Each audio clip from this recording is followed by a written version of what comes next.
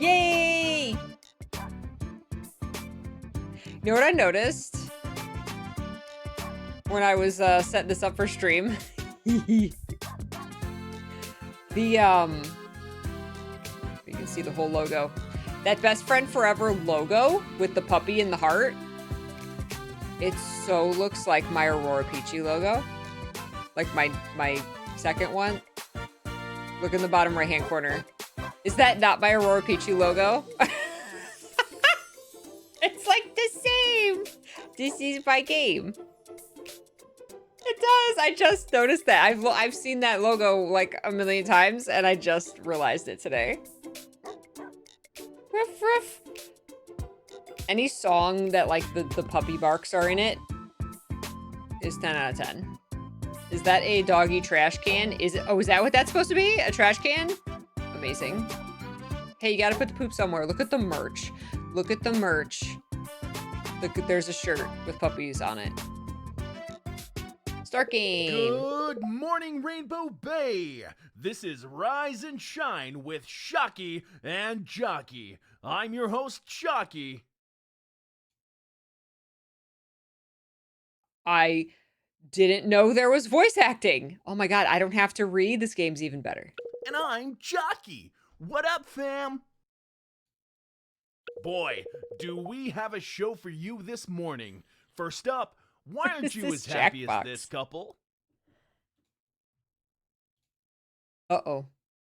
Why aren't you happy as this couple? Because my game just froze. I don't know if it skipped something. I clicked off the game for a second and it froze. So this is Rainbow Bay. I can't believe I'm finally here. It's even prettier than the flyers made it look. Oh, I should take a photo while the sun's still rising. I got Life is Strange vibes. Nice. Huh? Huh. You know, that island kind of looks like... Isn't it amazing what sorts of things can bring people together? What a story. And you could live that fantasy too with Rainbow Bay's hottest dating app, Woofer. Woofer? I don't know if that's the best name for a dating app. Woofer? I hardly know her. Too right, Shocky. I hate Jockey. I guess radio hosts are just as bad no matter what city you're in. But really, romance could be just a woof away. Oh, no. If you're looking for a That's little... terrible. Then Woofer may be right for you. Don't make me keep hating you, Jockey. Hi, Terrelyn. Good to see you. Thank you so much. Be safe. I hope you're successful. I guess it would be a good way to meet people. Can't hurt. Go on.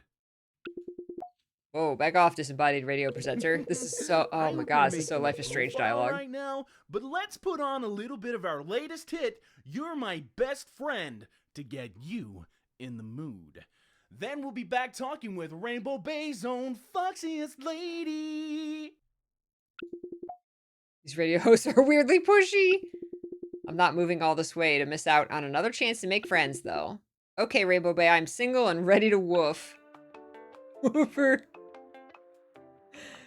People who love dogs who love people who love dogs. New profile. Who am I? Select a profile picture. What do you look like? Show us your best angle. This is how other Woofer users will see you.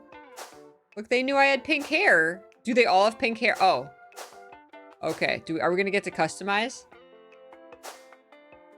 We are just pierced with pink hair. Look, it's actually like me. First name, Peachy. Last name, last name, Chan. Pronouns, she, her. Star sign, Aries. Blood type, I have no idea what my blood type is. I'm just gonna say O. Time to answer some questions, Peachy. Pick the answer that you feel the strongest towards for our high-tech matching algorithm. Oh boy, Peachy Chan. No, this is not Peachy Chan. I just had to put a last name. And I didn't want my first name to be Aurora and my last name Peachy. Yeah, probably. I don't know my blood type. Okay, what are you most looking for in a partner? Tax benefits, the capacity to raise offspring, a reliable blood and or organ donor, or free therapy. Ooh, these are awful. Peachy Chin, number 3, definitely. Oh no, are we playing Peachy Chin? A reliable blood organ donor, since I don't know my blood type. Which of these sounds like the worst first date? Attending an amateur interactive improv show, power washing the exterior of each other's homes, helping the other person's mom move house, or 8 hours of nude drawing classes. You're the subject. Wow. I say, oh, I'm a bad person if I say helping mom move.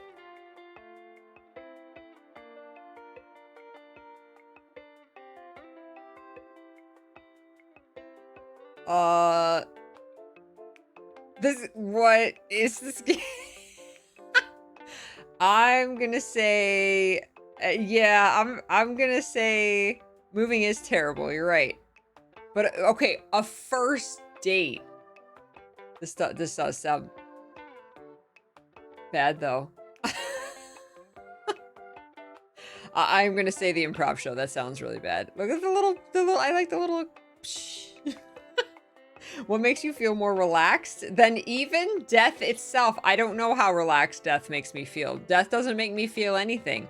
Knowing the destruction of the universe is inevitable, comparing yourself to your ex, streaming videos of dogs dressed like people, ASMR tracks of being treated for the plague. Okay, what makes me feel relaxed?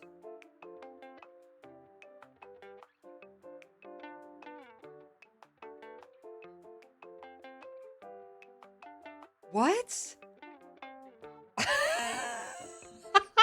Dallas. I have no idea. Seriously. Exactly. Right. This will get me excited, not relaxed. I'm going to say knowing the destruction of the universe is inevitable. No, that doesn't make me feel relaxed either. Listen, I'm just going to pick the dogs. What are these questions? Which of these scatting transliterations most upsets you? Most upsets me? I mean, this is woofer.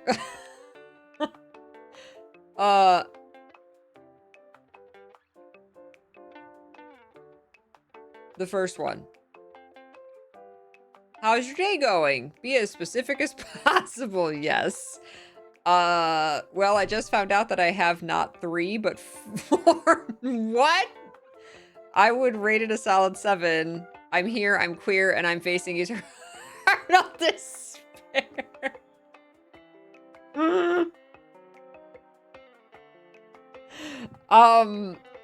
We have to pick that. How do you feel about being mugged?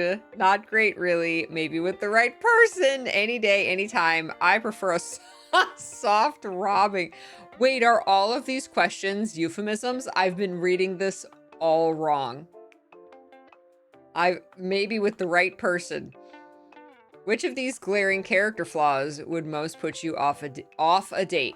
Maintains a beans-heavy diet, repeats your jokes but louder, genuinely believes fedoras are fashionable, or bases all life decisions on horoscopes. Definitely repeats your jokes but louder. In 300 years' time, dogs will most likely have ascended to godhood. Have they already not? Replaced cars, their own TV network. Do they not already have that? Or overthrown the capitalist regime. God, I hope so. But most likely they will have ascended to godhood. Which of these suggestively named cocktails would you be least willing to order at a bar? Why is everything like the least or the worst, or which one makes you feel awful? Why are they all like the bad things? Which of these suggestively named cocktails would you be least willing to order at a bar? Slow, comfortable, screw against the wall, sex on the beach, slippery nipple, or at... Wow. See, I told you they were all euphemisms. I'm over sipping an ass.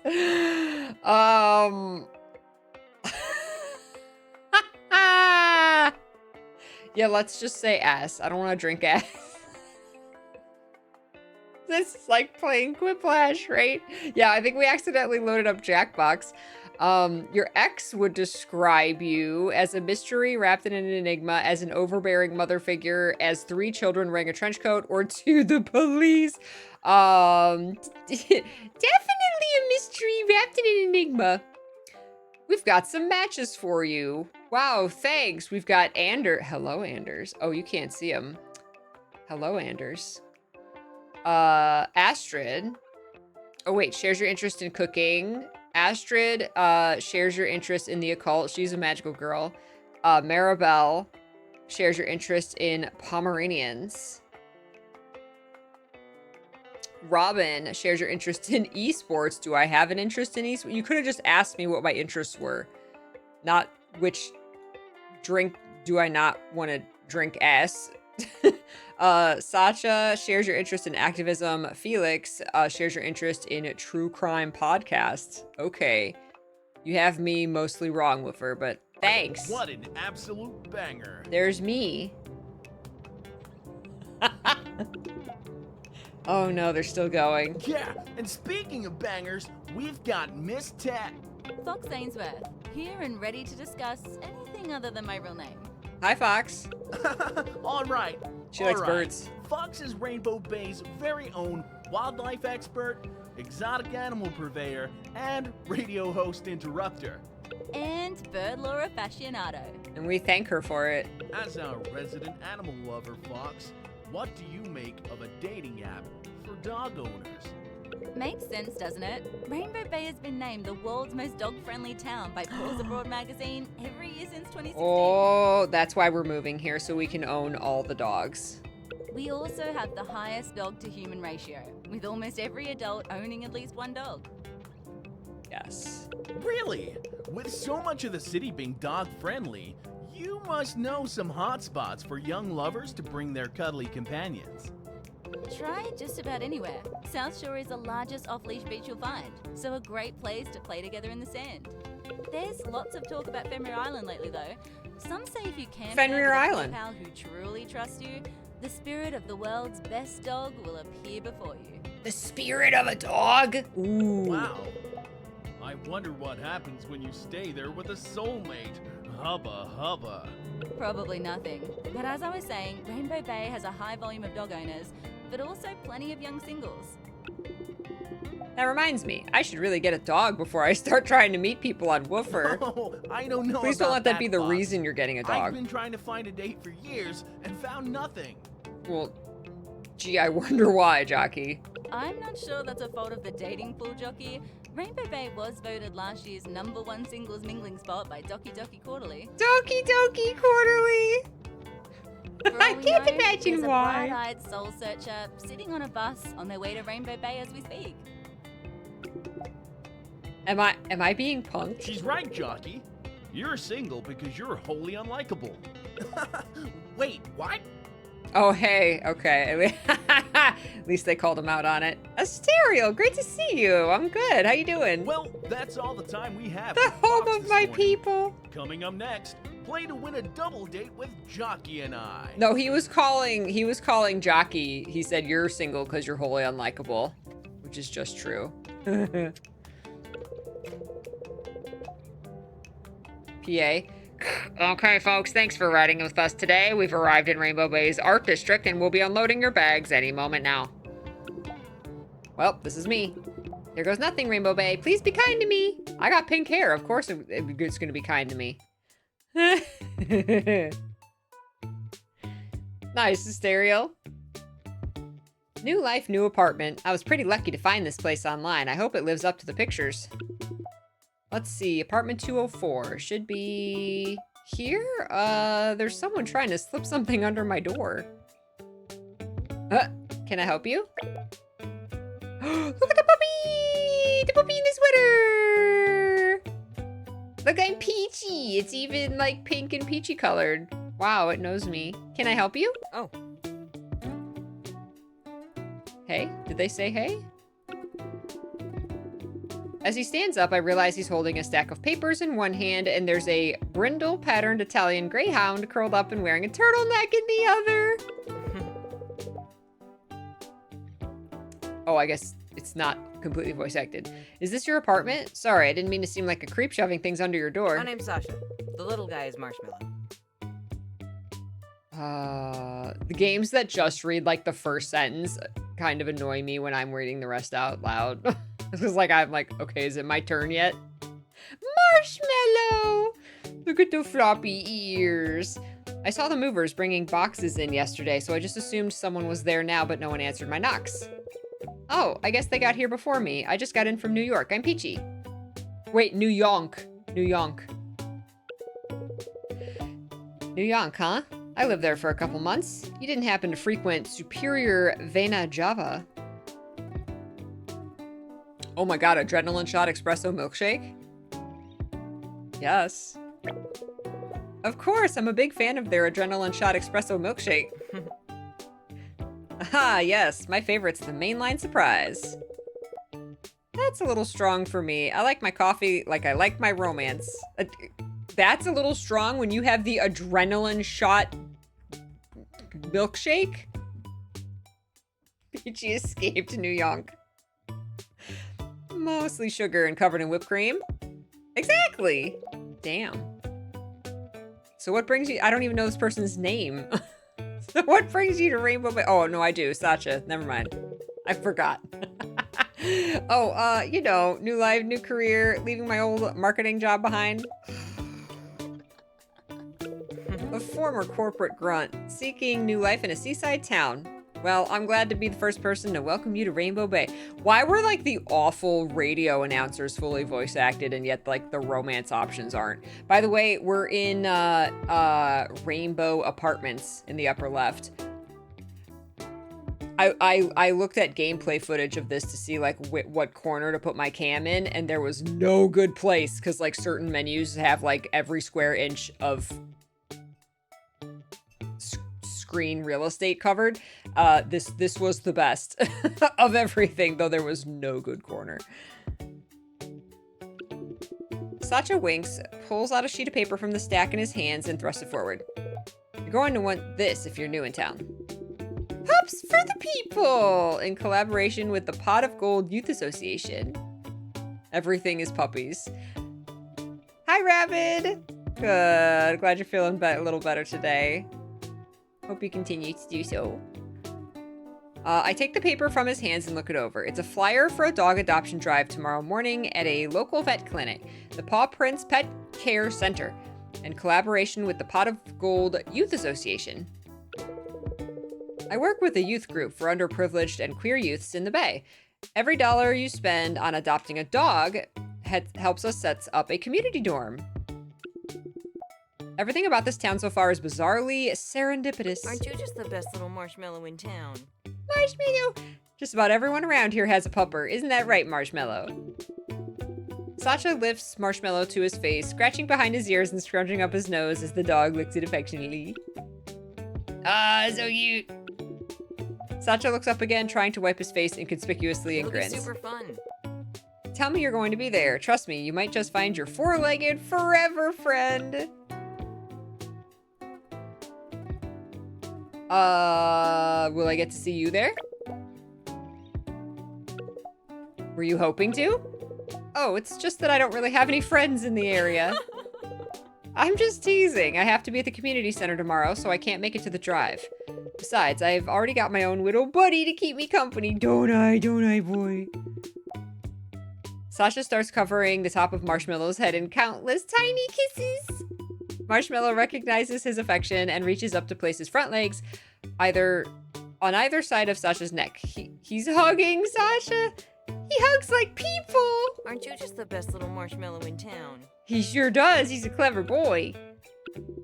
After an uncomfortably long, silent hug, Sasha pulls Marshmallow back down and straightens up, See grinning. you later.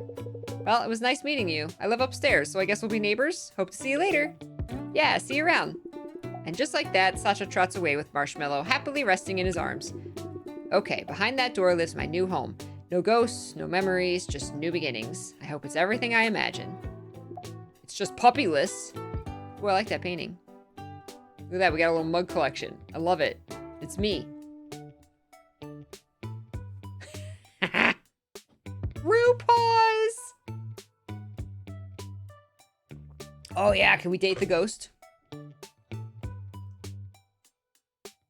It could be worse. I mean, the walls are purple. Like, this is fantastic.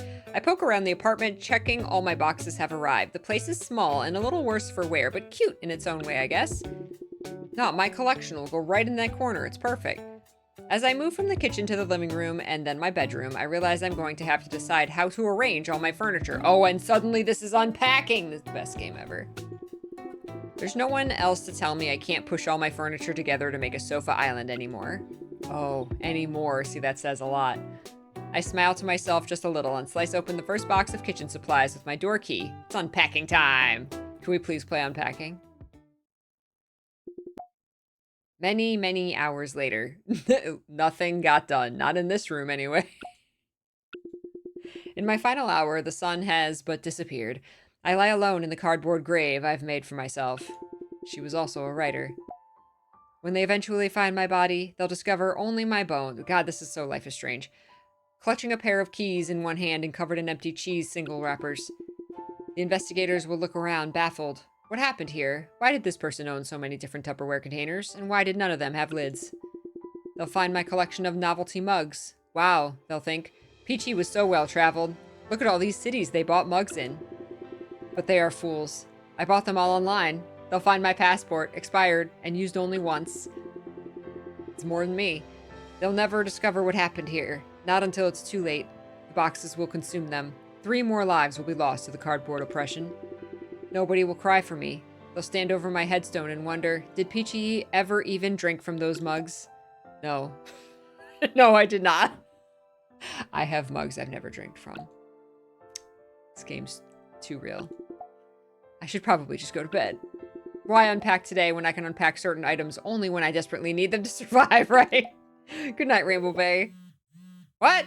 Who's there, huh? Oh. In my panic, I threw my phone across the room, along with about 7 t-shirts I'd be using for warmth. I could just let it keep going until the battery dies. I wonder how long that would take. Wait a minute. It's dog adoption day! One panicked a Woober ride later. Instead of Uber, a Woober. Oh geez, there are a lot of people here. I should have gotten up earlier. Ursula? Okay, everyone. We have a lot of dogs available, but there are more people here than there are dogs, so we need you to form an orderly line. Call this town just like it's the opening of, you know, the release of some new collectible. Get the rare Pokemon card, except it's dogs.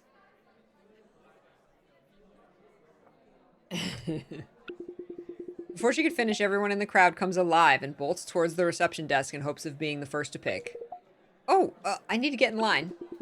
I frantically throw myself forward into the crowd. I've definitely been in less energetic mosh pits. Hey, hey, hey, no cutting. It's a battle royale in here and I will not be the first to die. Shove it, strangers. It's not the way to make friends.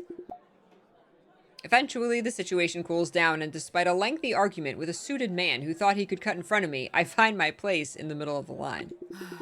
I can see the vet standing behind the reception desk. Her face has stayed a constant visage of what I can only call doneness throughout this whole ordeal. Or doneness. Doneness. My assistant, Quincy, will take your details at the desk, and then you'll be invited into the exam room to pick from our available dogs. Quincy. I said, my assistant, Quincy. His mushroom shirt! At that moment, the door on the far wall cracks open and a sheepish-looking man sticks his head out. Hey! Hey, everyone! He settles through the partially open doorway, pulling the door shut closely behind him. As he does, he gives one quick final glance into the room beyond and then turns and grins at the vet. Hey, Jade. Just, we might have a problem with old Cheeseball. That Sheba will be the death of me. All right, I'll corral the troublemaker. You start getting people's details out. Can this little fruit fly stop being in my face? Thank you. Why do they have to buzz right in your face? New Yonkers take no BS. That's right. Aye, aye, Captain. Quincy takes over behind the desk, clicks his pen a few times, then looks up with an astoundingly bright smile. All right, who's up first? Ready to meet your best friend forever? Just a waiting game now. Best friend! Who are we gonna pick as our best friend? Okay, new dog owner number 24. That's me. Hey. Hey, you're an unfamiliar face. Always nice to make some new friends. Welcome to Paw Prints.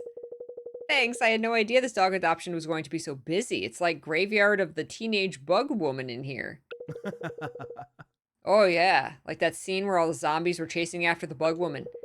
Get back, you non-insect flesh eaters. You'll never take me undead. In hindsight, that movie's dialogue needed a lot of work. It's no day at day they eat, that's for sure. I'm more a fan of the mystic robots must sleep. There's just something so relatable about it. Like I too must sleep, you know? We have a few in a cardboard grave, apparently. We have a few dog beds I could pile together if you need to take a breather. Don't tempt me. Anyway, unfortunately, you're pretty late to the game now. Not many dogs left for adoption. But worry not. You got the worst pick of the bunch. That just means you're fated to adopt one of the fuzzy little buddies waiting for you behind that door. Let's just get these details sorted out first, okay? Name, Peachy Chan. Well, it's wonderful to meet you, Peachy Chan. I'll just get you to fill out all these other boring bits with the old pen and paper. There we go. Quincy swivels around in his wheelie chair as a form edges its way out of a nearby printer before sliding said form and a ballpoint pen across the desk towards me. It's all the usual stuff: address, phone, age, living situation, where your dog will sleep. Wait a minute. Hey, why do you need to know where the dog will sleep? Oh, that's so we can kidnap the dog after you pay the adoption fee and just kind of recycle them. Oh, sure, of course. Right. Cool. So, I nearly had you there, right? Nah, it's just so we can get an idea of the kind of lives the sweet little pups are going to be living after they leave our care. Plus, it helps us understand how they're living if they have any issues in later checkups. Pretty straightforward. There are a few more questions along those lines. I see. Well, I think I'm done filling this all out then. Quincy rubs his hands together excitedly as I slide the form back across the desk. Alrighty, let's see what you're working with. Renting, small apartment. Never owned a dog before, huh? Is that going to be an issue? Nah, probably not. Dr. Kim can run through all that with you. She should be ready for you now, so why don't you just take this here form back and let her have it? The form, I mean. I wouldn't cross Dr. Kim if I were you. With one last wink, Quincy does a full 360 spin in his chair, then dramatically points me towards the far door, finger guns and all. Has he done this with all 46 people before me? Because I think, wow, he really just, okay. Thanks for your help. No problem, Peachy Chan. Okay, time to meet some dogs, finally. How's it going? Peachy? Yes, ma'am? Take a seat, I'll be just a minute. Am I getting an exam?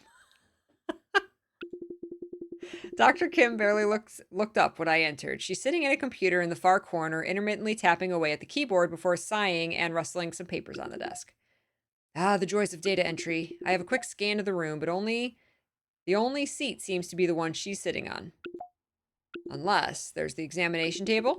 Does she want me to sit there like a dog? No, surely not. There must be another option. You've been here 2 seconds. You're like, oh God, where can I sit down? Do I have like weak ankles?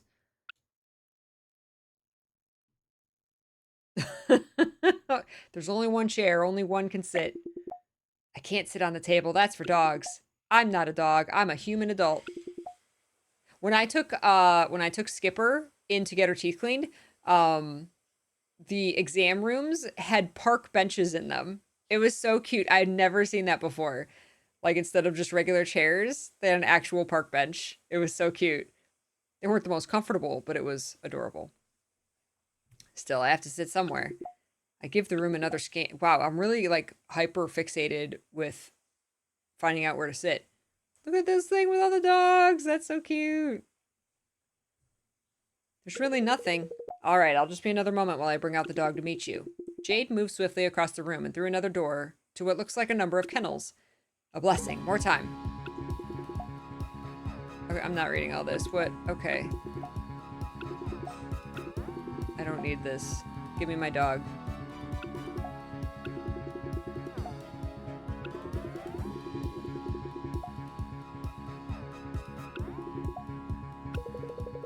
You're in luck. We've got 4 dogs left for you to pick from today.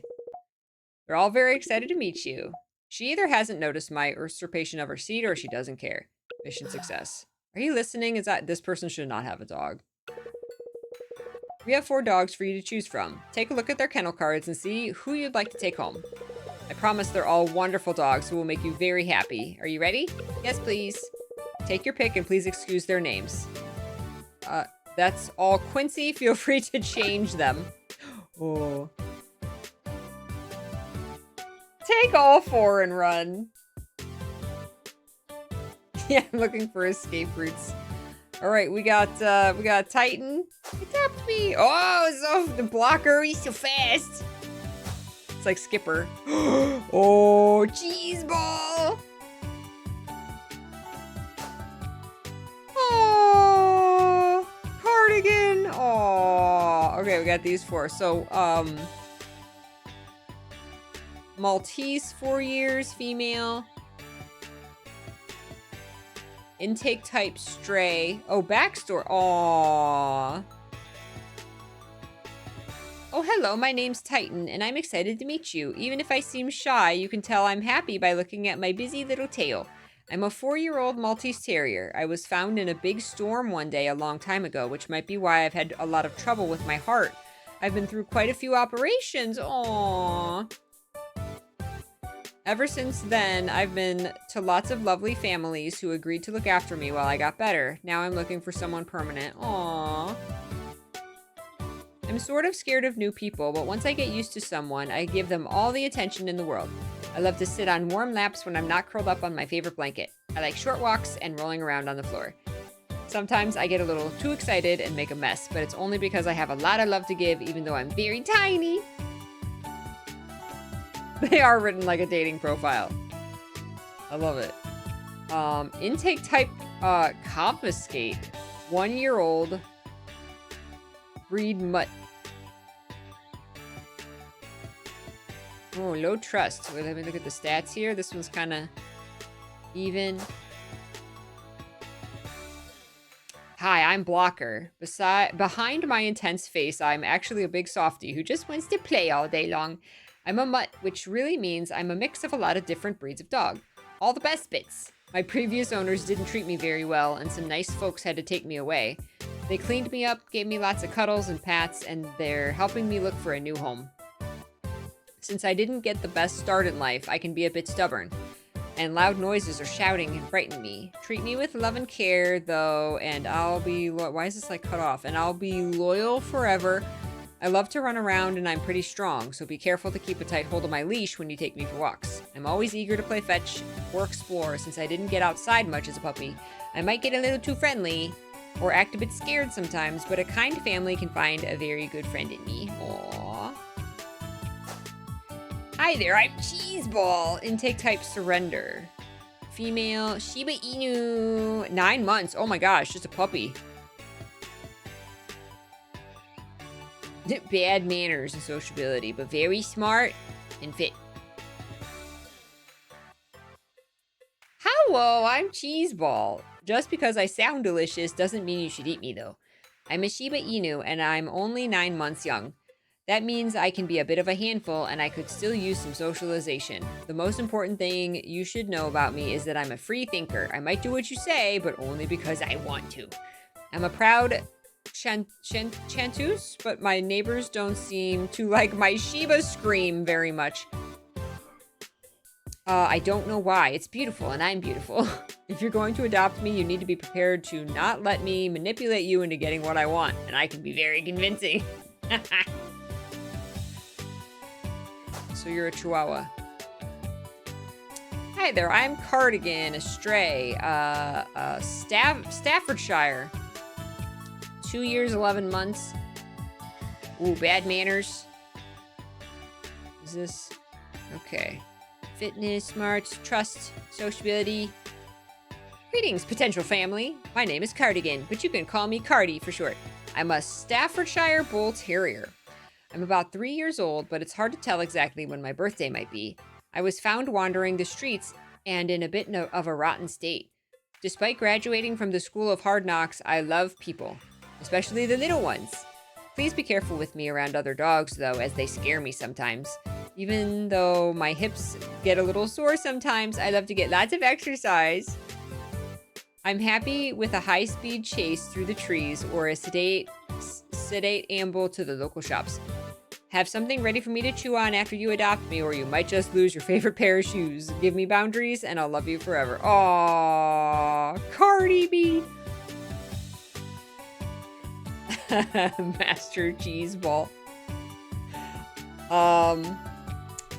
Okay, I say either Cheese Ball or Cardigan. I like those two. Who should we adopt? I like both of these.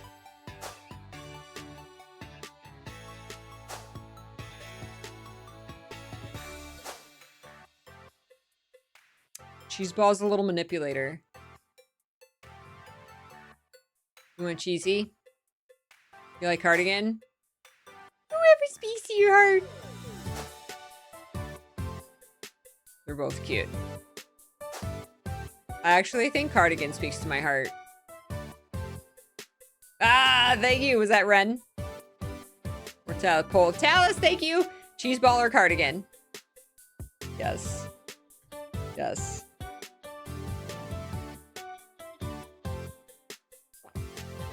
I like them both.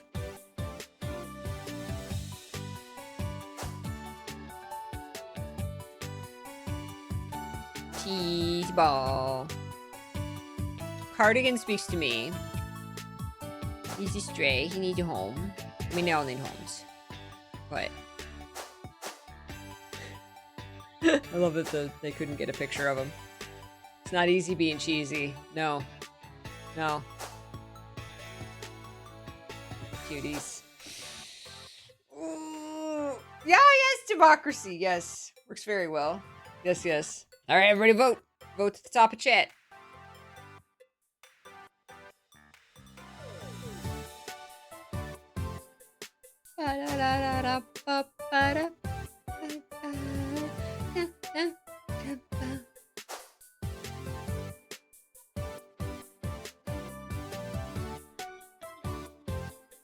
Cute as puppies.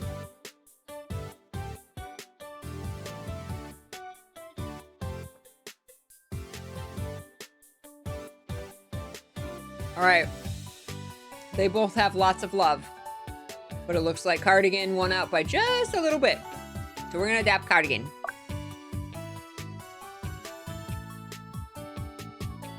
PG Chan the manipulator. Hey, Tolbs, welcome. Adopting a dog is a serious decision, so make sure you've thought through your choice. This wee one will be yours for life. It's not really a wee one, but... Yes! What's this? Cardigan is your new best friend. Looks like they need some reassurance. Give them some pats. Is this stream drop distance? Is this Nintendogs? Get them pats! Oh, great job. They seem to really like you. Do you want to keep the name Cardigan or rename him? I think that's cute. Keep it. Now that, oh, I got a pet. Oh, he's a pet. Oh, we can pet him. Look at that. Oh. Oh, good pets. Now there's an excited dog. You seem like a good match. I think he likes you. Now, your form says you're a first-timer. We don't want to let that stop you, but it's important to us that any dog who leaves paw prints is loved and looked after properly. So it's going to be a condition of adoption that both yourself and Cardigan pass Paws Academy, our dog training program. We'll provide some basic tools. Uh-oh, pet card. Oh, no, it's okay. No, it's okay. What? There's events while you're trying to read the text? You gotta make sure he's okay. Okay, I don't know if I failed that or not. We'll provide some basic tools to help you bond with and train Cardigan, but it's up to you to keep him happy, healthy, and trusting. Every 5 weeks, we'll check in with your class to see how you're doing, like a class review. After 15 weeks, we'll be having a final examination to see if you and Cardigan are going to be right for each other. You didn't tell me there was going to be, like, tests and quizzes before I adopted a dog. 15 weeks, huh? That sounds doable. I'm sure we're going to get along just great. Cardigan Bork, said Jade. I don't doubt it. Just see Quincy on your way out. Let him know you're joining Paws Academy. It's like school, but for dogs. He'll set you up with all you need for Cardigan. All right, thanks, Dr. Kim. Please, Jade is fine. Oh, Jade is fine. Yeah, it's just like real life, our dog, right? The crowd is almost completely cleared out. It's actually pretty peaceful in here now. There's just the soft white noise of people talking amongst themselves as they wait for their appointments and a few dogs scrambling around off-leash. Cardigan did a big fart. Awesome. Oh, look at how pretty he is. That's a good fart, boy. That's a good puppy. Quincy seems busy talking to a woman with thick, unruly auburn hair. She's leaning against the desk with one arm, and I can see that there's a leash in her hand. On the other end of that leash, a well-groomed dog, slightly longer than it is tall. Cardigan starts to dig. Click up and drag to get him stopped. Okay. Plus manners, minus mood. Okay. Its long coat is shiny and mottled with silver, black, tan, and white. The dog, an Australian Shepherd, I think, is sitting calmly. I'm just gonna, like, just pet him while I'm talking. Not minding the business of any other pup. Smother him. No. Puppy. Not minding the business of any other pups around the clinic. Works at Quincy. Good boy. Oh, no. Cardigan. Before I even begin trying to get Cardigan to behave, I'm being pulled towards the reception desk. Cardigan, no! Arf? Cardigan shoves his snout right up to the Aussie and continues barking, but the other dog seems more or less unfazed. Looks like we've got a newbie here, Quincy. Someone's a bit excited, I'd say. I'm so sorry. Oh, my dog Cardigan, stop! Oh, my dog instead of oh my god. The Aussie looks at Cardigan with its mouth open, tongue hanging out happily. Aw, if anything, it seems happy to see your dog. This is very real, because your dog's like just doing their own thing and distracting you while you're trying to talk or do something. This is so real. And yet Cardigan keeps going. Let me help. Here, slacken his lead a little. I put a little more give into the leash and immediately Cardigan stops barking, instead pacing freely around the Aussie and sniffing. A lot of the time, aggression is just barrier frustration. You need to let him explore a little at his own pace. Try not... Bye, my love! Enjoy!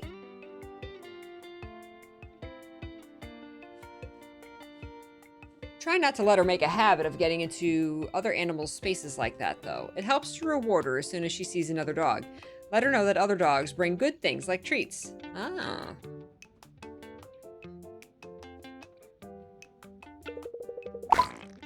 Uh-oh! Oh! Cardigan's doing a poop. Take to poop. Take to poop.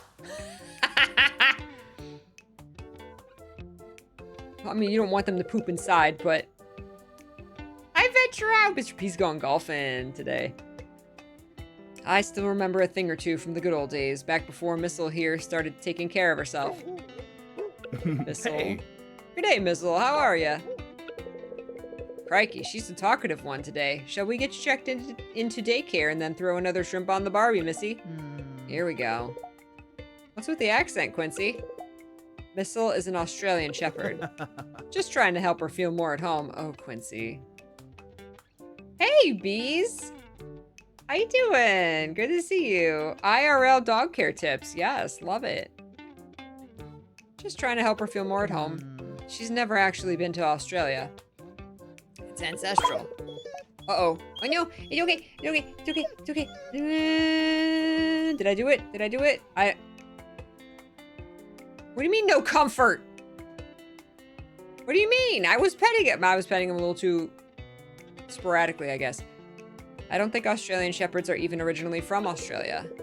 Don't be a drongo, Robin. I'm putting in the hard yaka to make sure this Sheila doesn't feel like she's lost out. I think I meant to ask about Paws Academy. Oh. Oh, yeah, that's right. It's kind of like school, but for dogs. Missile here was valedictorian. Graduated top of the class of 2016. Just look at that. True excellence. Shiny coat, perfect manners, doesn't react to aggression. Oh, stop. It's nothing. I don't know how she does it. What? Yes, you do. It's a mystery. I remember when I used to have free time.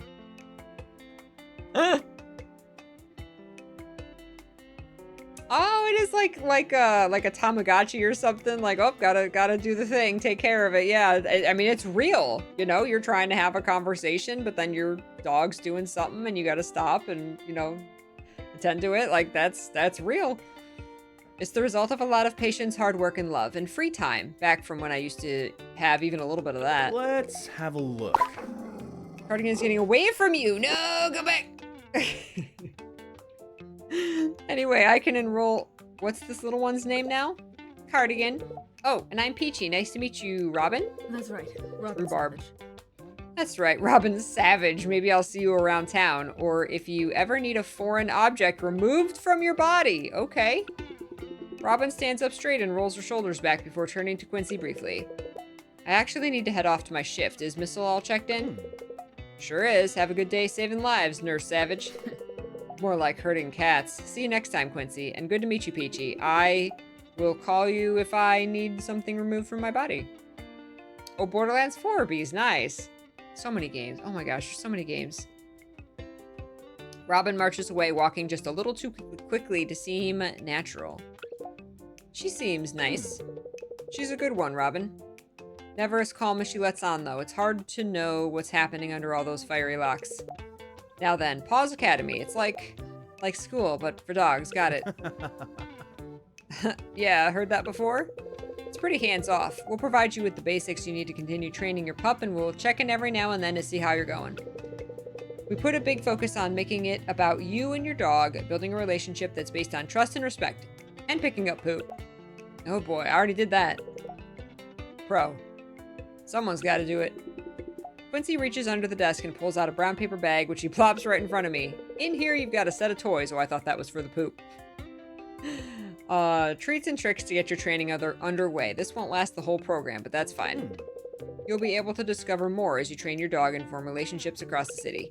Make sure to have at least one good, long, quality time session with Cardigan every week and put these tools to the test, okay?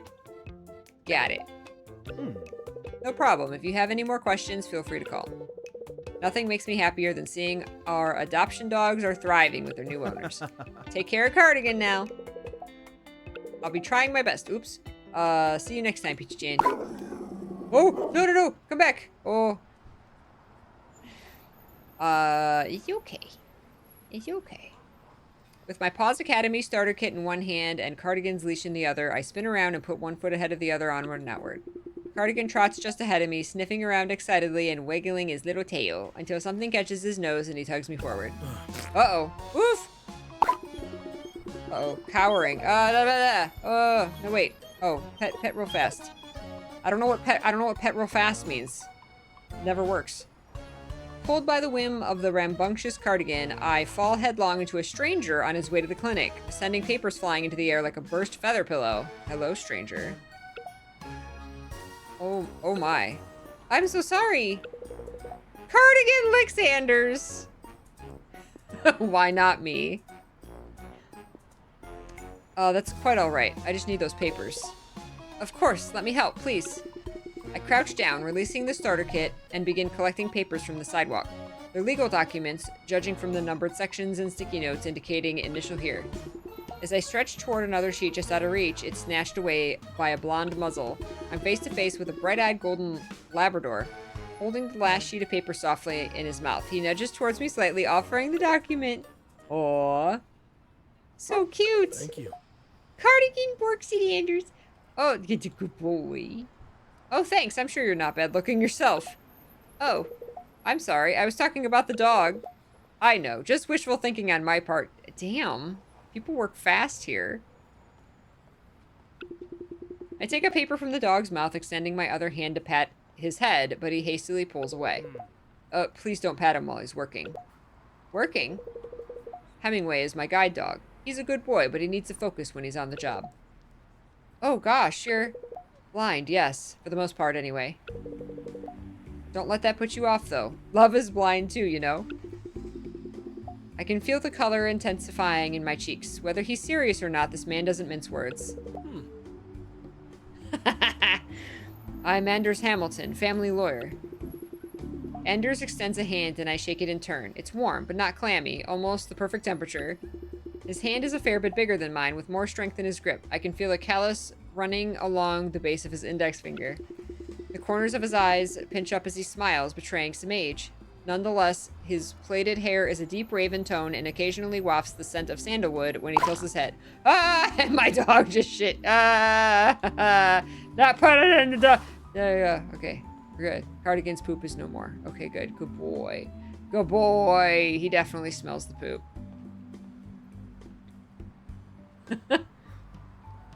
The corners of, yep. My handshakes don't usually last this long. Oh, I had to pick up poop, sorry. I let go of his hand quickly and stoop slightly to pick up the Paws Academy starter kit, dipping my head to avoid eye contact. I didn't say I minded. You have very soft hands. Thanks. I think you have a callus. Was that supposed to be a compliment? But you're right. It's from a chef's knife. I take classes. I'd love to see what you can do with those hands. My specialty is Eggs Benedict. Perhaps I'll make it for you if you're ever around in the morning. Damn, we work quick. I'm more of a sweet breakfast person. Can you do waffles? I had a waffle last night. With extra whipped cream? Waffles are a bit basic, aren't they? The whipped cream isn't. Wait, what? It's just, there's a lot more that goes into Eggs Benedict. It's a more nuanced dish, both in terms of technique and on the palate. Yeah. We're actually talking about food, aren't we? I take my cooking very seriously. I see that. He doesn't want to make waffles. Anyway, I was actually just on my way to a meeting. Thanks for your help in getting these papers together. No problem. I think I put them back in the right order. If not, you'll be hearing from my lawyers. I mean me, I'm my own lawyer. Here, let me give you my business card. Anders quickly slips a card from his coat pocket. It's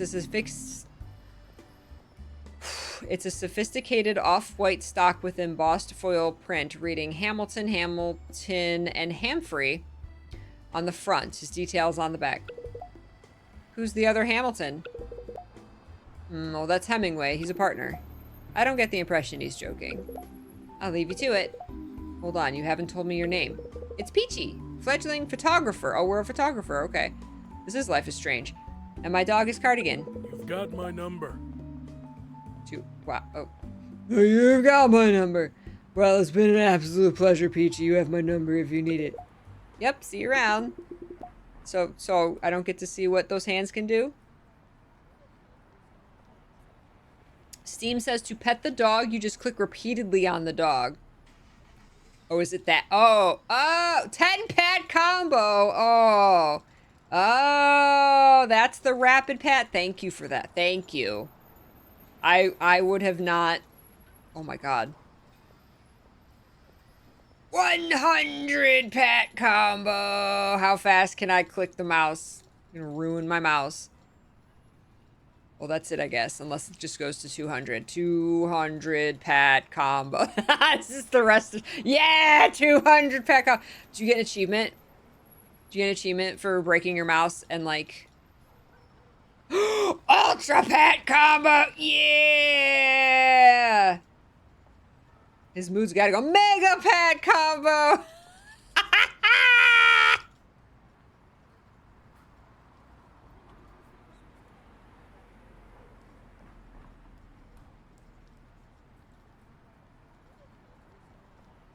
Godlike pet combo.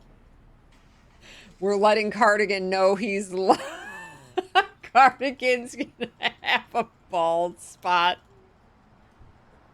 What's after godlike? 1,000 pets. There's got to be an achievement for 1,000 pets. There has to be.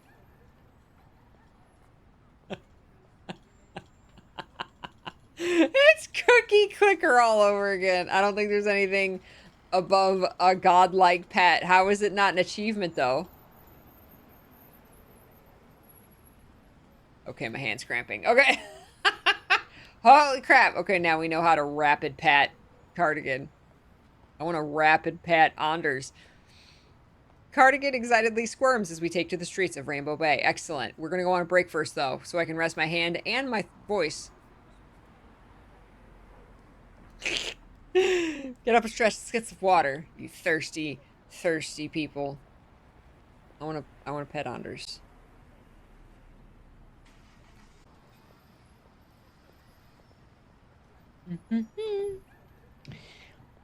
Okie dokie.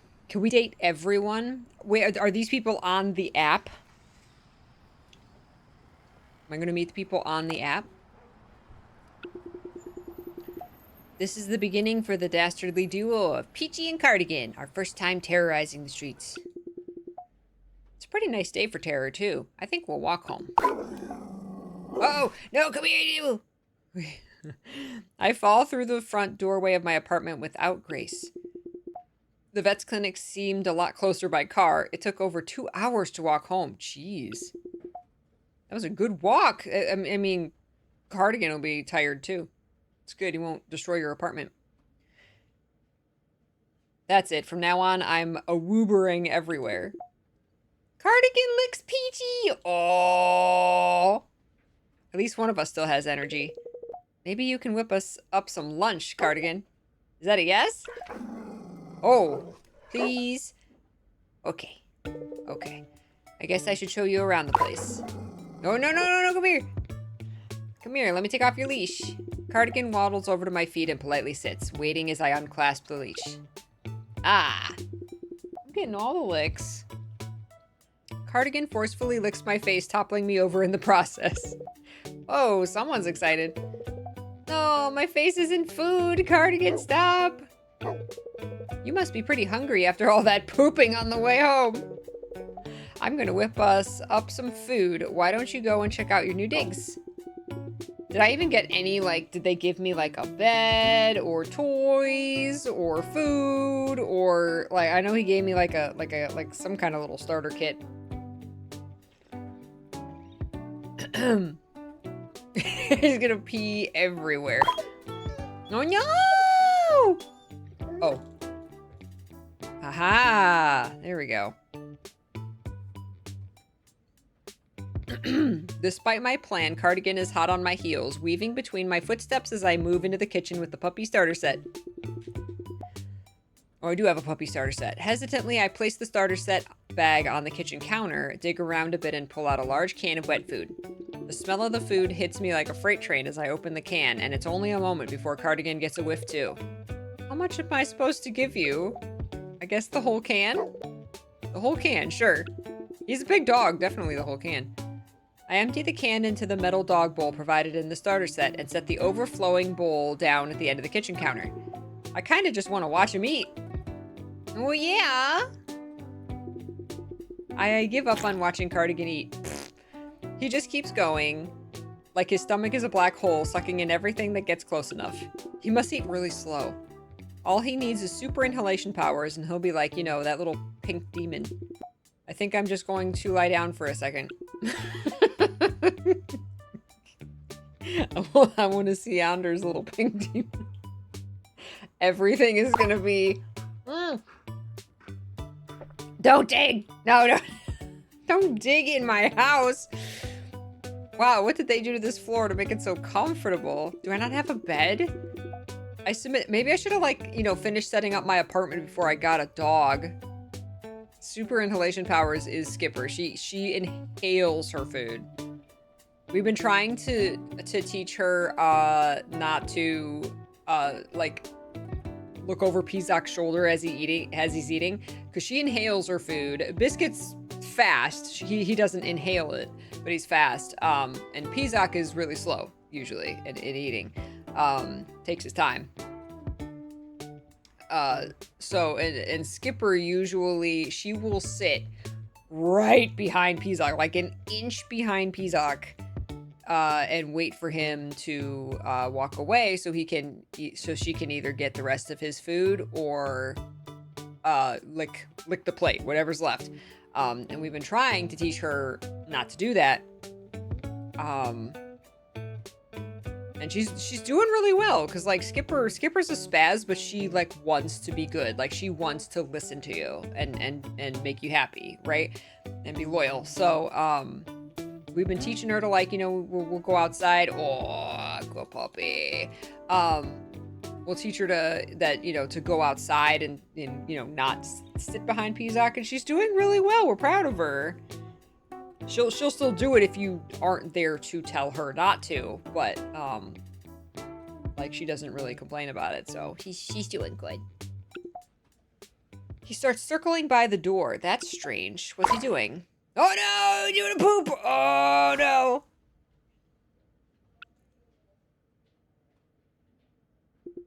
Wow, that's pretty good, going to the door when he has to poop.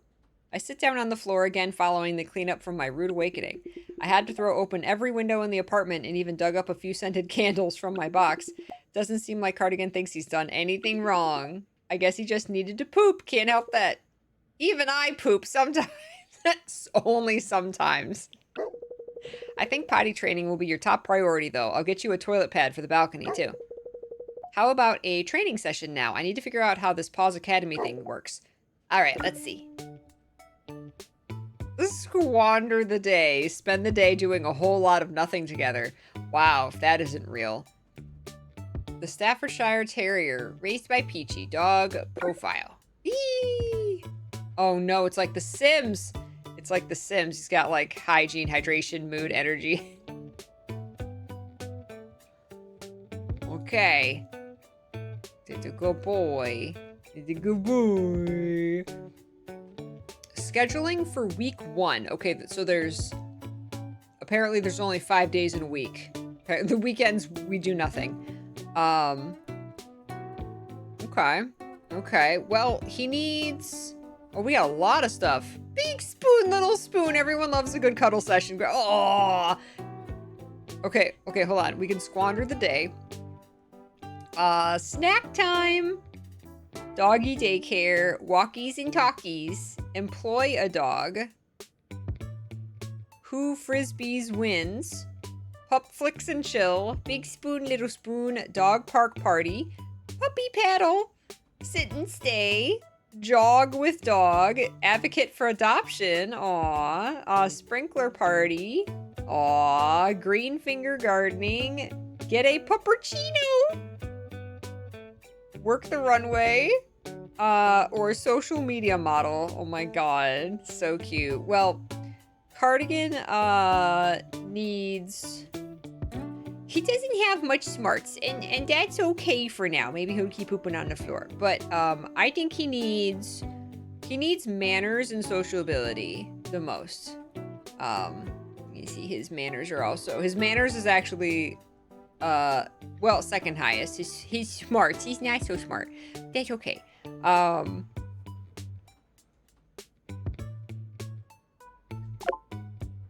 Oops, wait, no.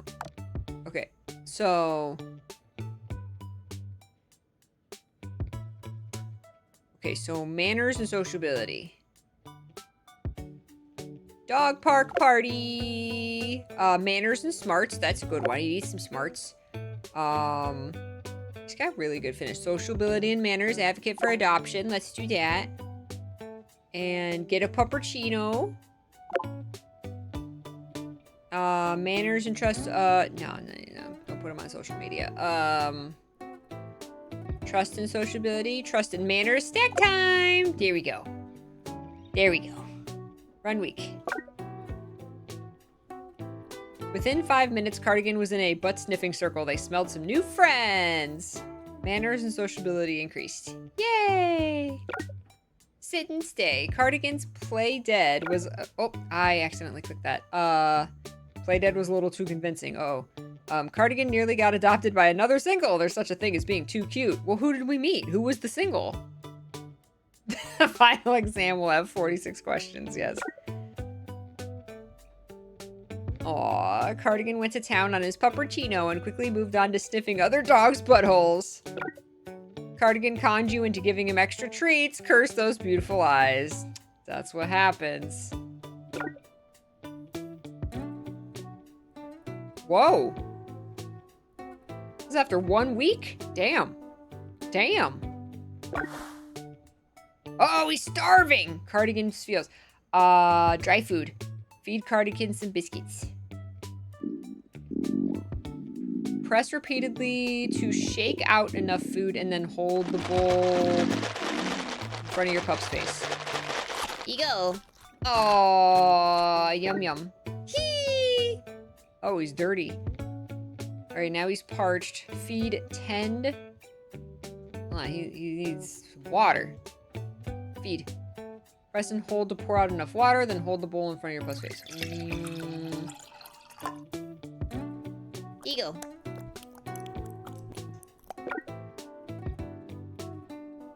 Oh no, he's hangry.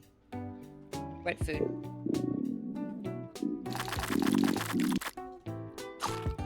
It's all dirty. He's stanky. Oh, do I only get to do 3 things? Oh no, he's dirty.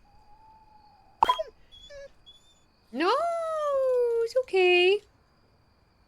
I think that went pretty well. Good job, Cardigan. Cardigan curls up on the floor. Looks like I finally worn him out for the day. It's been a pretty big day, hasn't it, Cardigan? I met a lot of people, though. Maybe I should invite everyone over for a housewarming. You're right. I definitely need to unpack first. Maybe I'll wait a couple weeks. That gives me time to make even more friends. How about for now we head to bed? There's all sorts of havoc we can wreak tomorrow. Oh, little baby. Look at his little paws, his little white toes. Rise and shine, it's week 2. No. Why does morning have to occur every day? What cruel god would let this happen? I flop my arm out from under the covers and hastily slam the snooze button on my phone. Ah, sweet peace. I could lie like this forever. No! Cardigan, why have you forsaken me? Fine, I'll get up. God, that's Biscuit in the morning.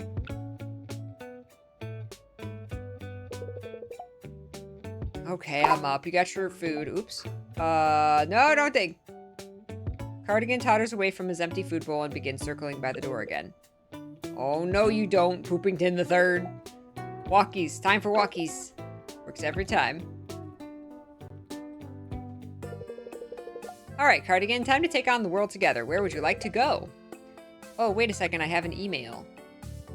Peachy, puppy love is just around the corner. Welcome to Woofer. We've matched you with lots of hot singles around Rainbow Bay, and they can't wait to meet you.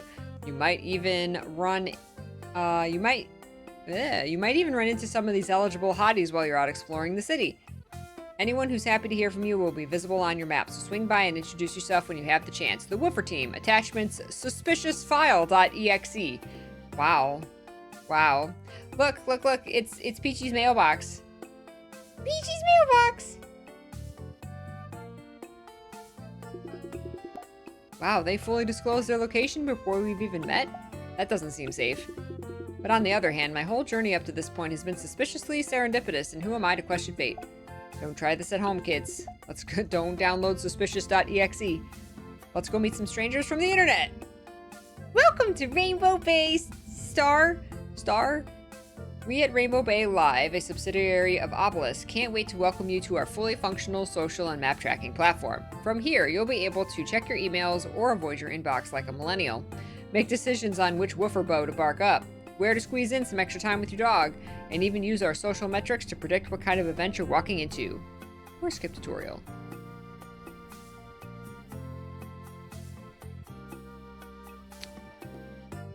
Up top, you'll be able to check your email inbox from this envelope button. You might receive emails from any woofer pals you're ingratiating yourself with, as well as the standard spam and mail fraud. We could filter it, but we'd like to keep things spicy. I have to do that IRL. Why would I want to do that in game? Keep in mind that exclamation point means you have new messages, so be sure to check your inbox if it's showing. Ah, motivation, the one thing that eludes us all. Your energy and motivation is finite, so use your MP or motivation points to counter up top to keep track of how much you can fit into your week. Each activity will cost a certain amount of MP, so be careful you can fit everything in. Major events are 5, big old dates are 3, and smaller interactions are 1. 4 types of events: encounters, personal time, extra pup training opportunities, dates, which you can figure this one out, right? And big events for major milestones. That's it. You're ready to go there and socialize while being surveilled like the best of them. Start off by meeting the rest of your matched woofer cuties and getting to see a little bit of our lovely town in the process. Your apartment, are we right? Wow. Hey, at least I finally put up that painting.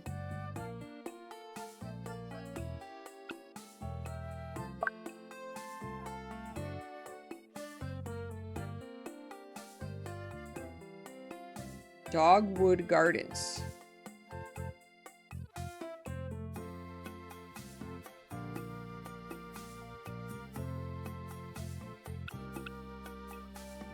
Oh yeah. She was the magical girl. Felix. Maribel. Arts District Market. Known for bully sticks and tarot readings. Perfect. Oh wow, Rainbow Bay has a crafts market. I can't wait to see this. I step from the street into a broad cobbled square with a large monolith in the center. Scattered around the square are all manner of independent stalls. From gourmet hot dogs to scented candles, just about every niche of handcrafted goods seems to be on offer. Yay! Wow, all this just a few blocks from my apartment. Arts and witchcraft. What space is left between stalls? No, it's okay, it's okay. Oh, it's okay. What space is left between stalls seems to be largely filled out by people slowly drifting around the square. Everyone seems content to take their time, while shopkeepers seem happy to have lengthy conversations about their products. Last call for gourmet bully sticks. Only one left until we can make more next week. If your dog likes to chew, then you should choose this treat. Chew treats, huh? How does that sound, Cardigan? Alright, let's get you your first bully stick. Oh god, never again. No. I got Biscuit a bully stick once. He ate the whole damn thing. It smelled so bad. He threw it all up. It smelled even worse, and I said never again. Kind of a weird name for a treat, though. I wonder where it comes from. He's gonna tell you. Why, hello there, youngin'. Care to treat your little pupper there to a gourmet bully stick? These are 100% organic, handcrafted, bespoke, non-GMO, gluten-free, ketogenic meat chews just for your special little friend. Oh, wow. She's gonna ask. That sounds great. What exactly is a bully stick? You know, it's a stick of a particular cut of meat. What, like steak? Not quite. You're better off not knowing. Ah, who are you? Ah, my dog just pooped. She wants a bully stick. She gets paid by the state. A comically short. She's Usagi. Look at her puppy! Oh my god. A comically short woman with a high ponytail and slightly upturned nose stands behind me. Sitting patiently by her side is an exquisitely groomed dog with impossibly thick white fur. It holds its mouth closed over the handle of a paper bag, emblemized with a logo reading Arts and Witchcraft. Just one of the many people in the crowd overhearing your conversation. They all want to see your reaction to what a bully stick is. If you don't know, it's a bull penis. And the owner of one very chewy, happy Samoyed who would love a fresh bully stick. If you don't mind. Jeez, come back. No, it's okay. It's okay. Actually, I wanted one for my dog. I was planning to buy it as a treat for Cardigan. Hi, Wing! For who? This guy right here. This guy right here. 10-pack combo. Seriously, I can't get you to change your mind, can I? Laika has been working really hard lately, and it would mean a lot if I could get her this shoe. I was here first. The short woman huffs, frowning and looking off to the sides as if she's thinking of a response. She spends a long, uncomfortable minute pouting before letting a resigned sigh pass her highly glossed lips. You're right. Go ahead. It's all yours. Oh, Laika. Laika. Let's split it. Maybe we can score you some gourmet peanut butter. before I can properly thank her, the petite woman marches away. Her posture betrays both grace and physique as I watch her leave. Sorry about that. That's okay. Astrid's one of our best customers, but she can be a little uptight sometimes. You were here first, so this bully stick is rightfully yours. Thanks for the validation. And the bully stick. Of course, you still have to pay for it, though. Oh, right. I pay for the bully stick and quickly shuffle out of the market's crowd crush. Alright, you want your treat now? Here you go, Cardigan. As soon as the treat is in Cardigan's mouth, he turns away and starts pulling on his leash. Whoa, where are we going? Cardigan leads me across the other side of the market, where the same short woman from before is sitting on a bench and sipping a fresh pressed juice from a nearby stall. The Samoyed, who's since put the paper bag down, sees Cardigan coming from a distance and stands up eagerly. She doesn't leave the woman's side, but lets out a short, excited bark to welcome us. With Astrid watching curiously, Cardigan prances up to the Samoyed and drops the bully stick at her feet. What? Cardigan, that was for you. You really want to share it? Aww. Oh, Oh, wow. We've obviously met a lot of dogs being in Rainbow Bay, but I think this is a first for us. I guess Cardigan and Laika might like to be friends. Yeah. Look, I think you and I got off on the wrong I'm foot. Astrid Brooks, figure skater. Figure skater. Astrid extends a hand, which I cautiously shake. Her grip is surprisingly firm, and her shake firmer yet. I'm Peachy. I just moved here. I'm a photographer, sort of. Oh, Sort of? What does that mean? Well, I'm just sort of a hobbyist right now. I'll hopefully pick up some gigs, but I only just moved here. You need more conviction. You are a photographer, and you will be picking up gigs. That's right. I like your optimism. It's not optimism, it's determination. Everything in life is just what you put into it, you know? Whether you think you can or you can't, you're right.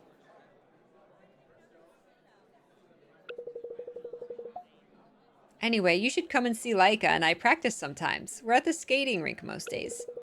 Wow, there's a skating rink in Rainbow Bay? Sure is. It's an Olympic level rink too. There's a gym there and everything. I have to go and get ready for practice now, actually. Bye. And thanks again for the bully stick. That was so nice of you, Cardigan. And really, don't look up what it's made of.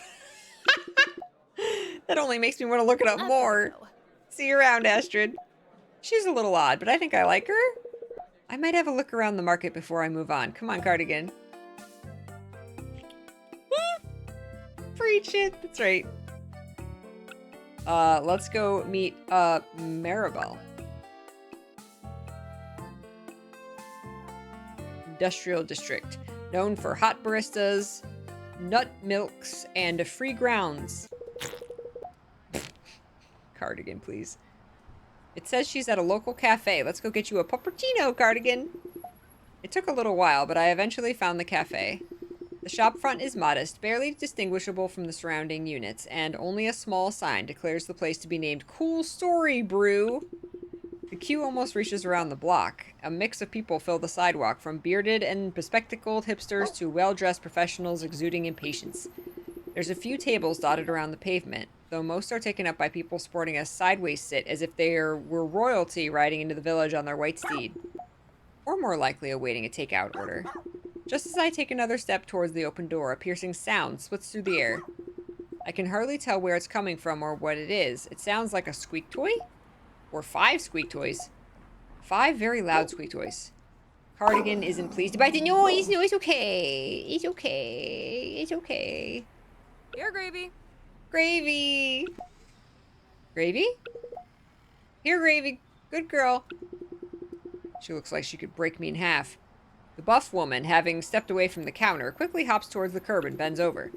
She scoops up an immaculately groomed Pomeranian. Oh, no, that's the one I want to adopt. She's got a little hat. No, it's okay. It's okay. It's okay. It's okay. It's okay. It's okay. It's okay. Oh, she won't actually break us in half. No. Oh, look at the baby. Kisses her on the forehead and pops her into a backpack. Huh, I guess I just didn't see the dog amongst all the hustle and bustle.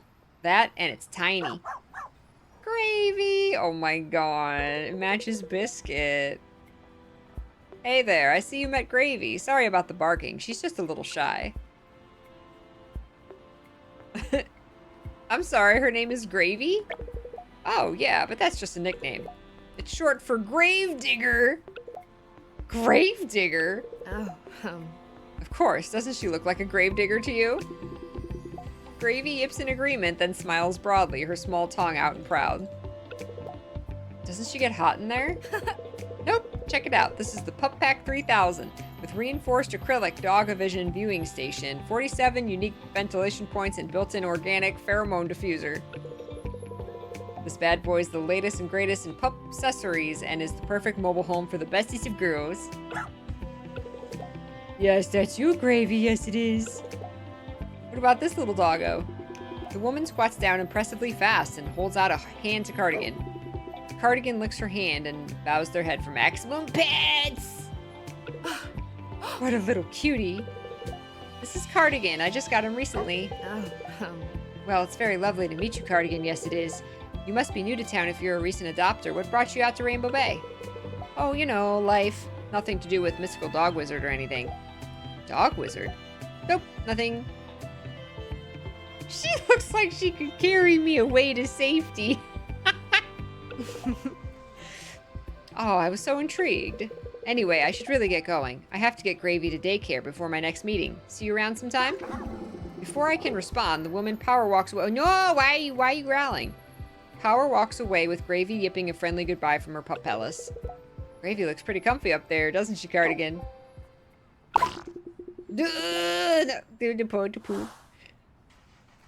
Barely 30 seconds pass before I see the same woman veering around the corner and powering towards me again. I've seen you before. What? I just remembered. On Woofer, right? We got matched. Oh, yeah, I didn't think you recognized me. hey, I'm Maribel, urban planner and Pomeranian lover. Hee! Maribel Summers. She extends a hand to shake. It is distressingly sweaty. I guess she broke a sweat sprinting back here. Well, it was lovely to meet you. We should meet again. Get to know each other a little better. I swear I'm not always this much of a rush. Let's exchange emails. Gotta keep moving. Of course, I'll be in touch. Maribel jogs away once more, leaving me with her email address scribbled on the back of a piece of paper.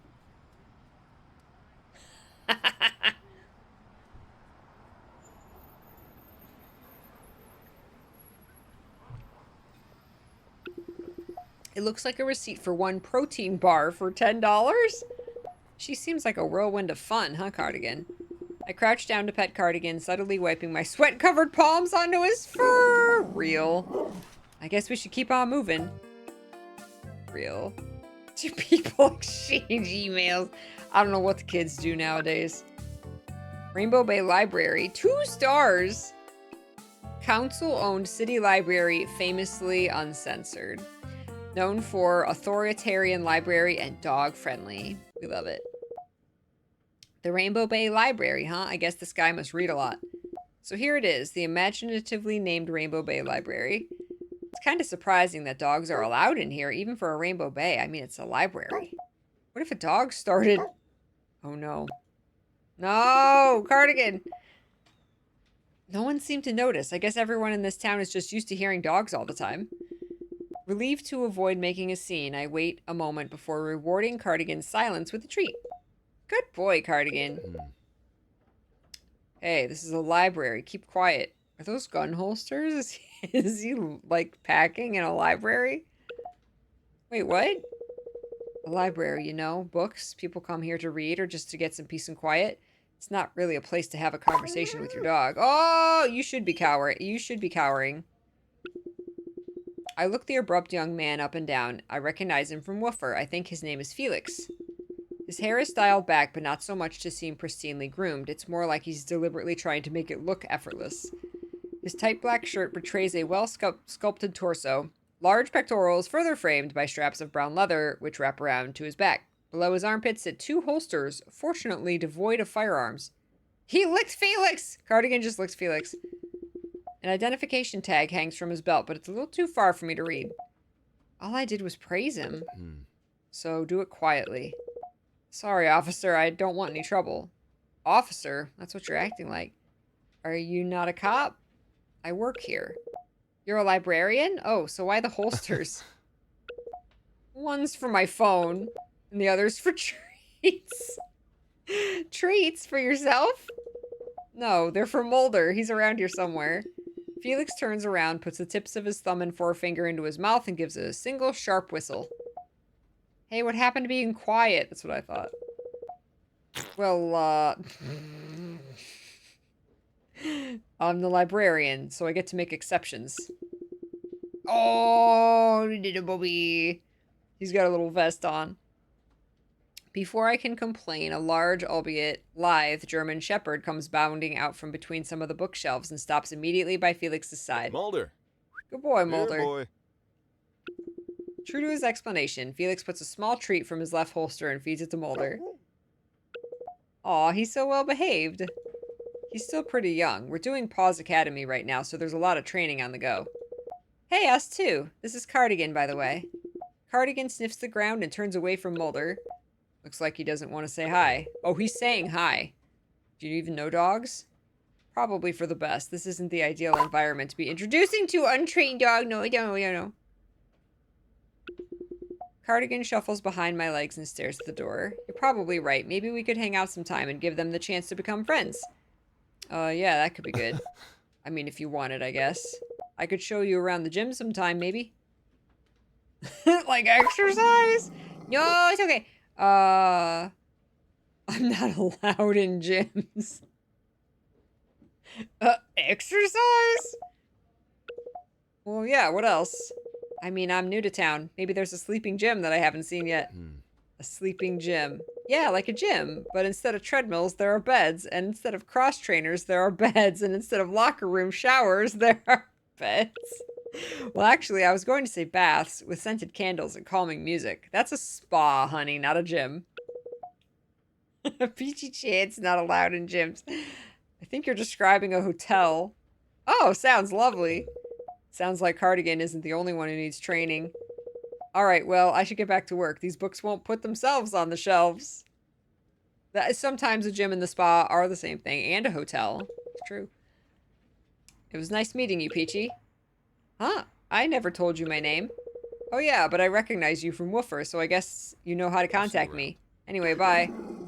I still can't believe that, like, she has my hair. And then... Before I can say anything further, Felix ducks into the office behind the front desk, with Mulder in tow. The door swings comically behind him. I can't tell if that went well. Definitely not here for books. I mean, who reads? Okay, I lied. This isn't me. Only in appearance. Guess it's time to move on. It's been a busy day. What do you do? What does this person do? Protagonist Kun. Protagonist Chan. It's been a busy day. We've been all over the city, but there's still so much left to explore. For now, I think it's time to rest our weary feet and pause. No! No. Cardigan drags his feet a little as we make our way through the streets of the Arts District. I don't read, I consume the arts. That's right. Looks like someone will be ready for naps when we get home. Looking around, the Arts District seems like it's starting... This is a very farty dog. Whoops, something. Some of the residents of Rainbow Bay are lounging outside bars, basking in the late afternoon sun with their dogs. Others are simply drifting through, transient, but in no hurry at all. No! Come back. As I wander along, I feel a sharp tug at the end of Cardigan's leash. Huh? I whip my head around to see Cardigan is rooted in place outside a shop front, staring in and standing alert. No! What is it, Cardigan? My eyes wander upwards to read a small, indistinct sign hanging in an otherwise blacked out window. Fox's Tavern and Bar. Whoa, you want to go in, Cardigan? Cardigan shuffles up to the door and paws gently at the glass. I guess that's a yes. I have no idea what I'm about to discover, but I have a feeling it's not going to be like anything from New York. Fox is that woman that was on the radio.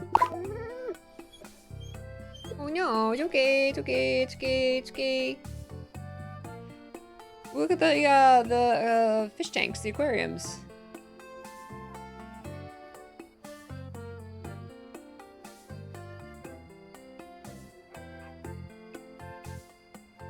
As I pull the door open, light spills into an almost completely dark room, save for a low orange light filling the space. The shop rests in shadow. It's almost uncomfortably hot in here, too. I don't think there's a single window open in this place. Not sure they're open, Cardigan. Despite my complaints, Cardigan shuffles forward, sniffing the ground like a bloodhound on the hunt. I follow Cardigan through the shop, which is clearly neither a tavern nor a bar. We wander through aisles of glass enclosures housing all manner of curious creatures. I recognize a few of them. Chinchillas, tree frogs, hedgehogs. Beyond that, there's an assortment of hamsters, fish, lizards, and a snake! Oh geez, it's okay, Cardigan, it's behind glass. Man, what is this place? Welcome. Hi! Welcome to my humble abode. Why is everything in the shop trying to give me a heart attack? Standing behind me is an impish woman, wrapped tightly in more layers than I can fathom, and she said it was hot in here.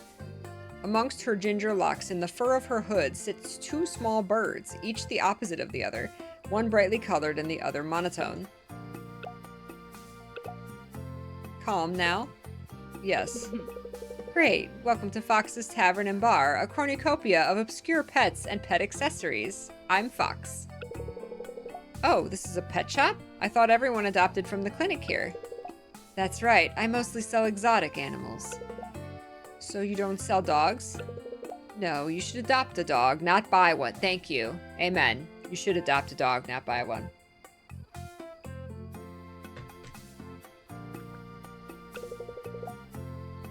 Oh, yeah, I'm not looking for one. I was just wondering. Cardigan doesn't want a new friend? Hey, how did you... You said his name just a moment ago, Peachy. Oh, right. Wait. Anyway, I'm actually getting really ready to close the shop for the day. Is there anything specific I can help you with? It's okay!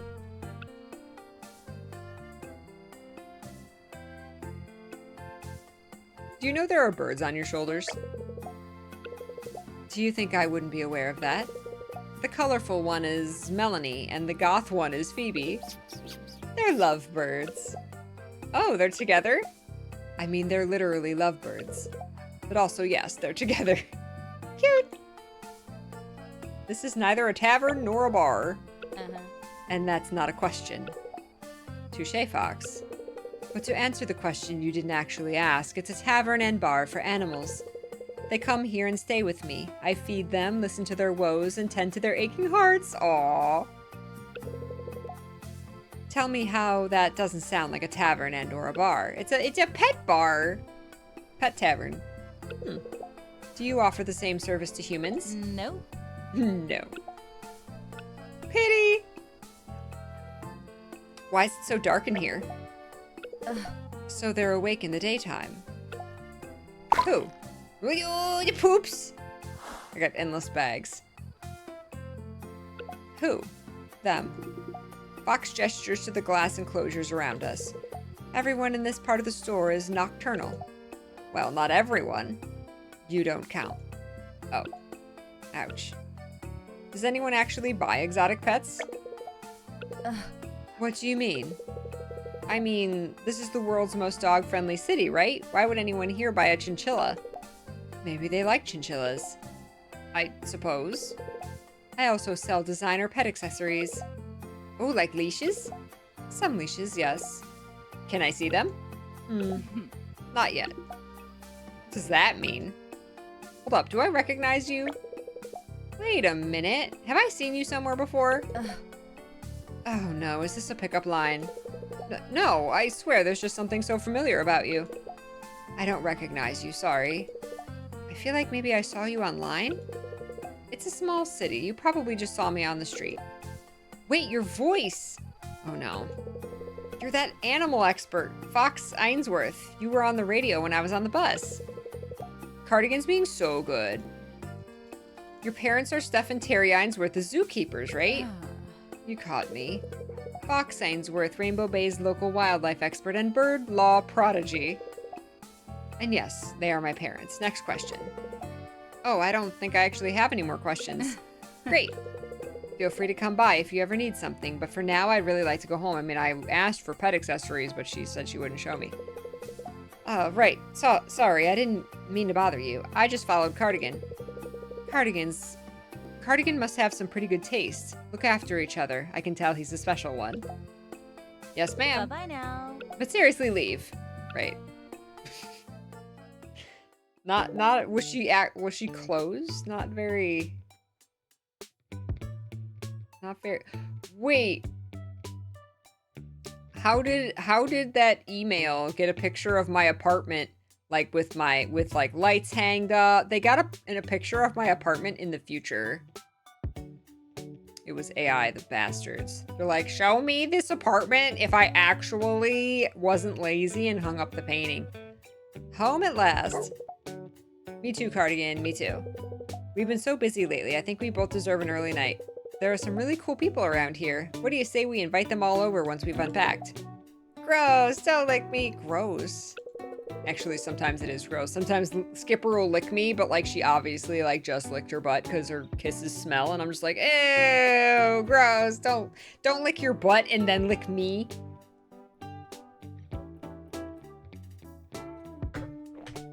They set it up, took a picture, and then took it back down. I'll take that as a yes, though. Let's give it a few weeks and then I'll send out some invitations. But first, we should probably do your training session. Are you ready? Yeah. All right. Let's do... What do we... Cardigan's feels. Oh. Do we have, like... So we don't have, like, a hygiene one on here. This is just all for the, However, some of them were like minus satiation. We still need sociability and smarts. Let's get a puppuccino. Trust, smarts and trust. Work the runway, sure. Sprinkler party.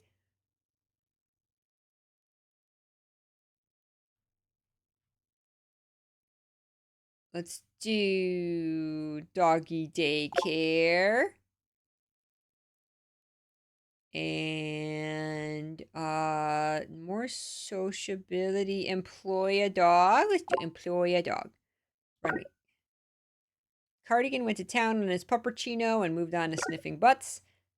Cardigan didn't want you to remove his jacket after the very first outfit. That was a short runway.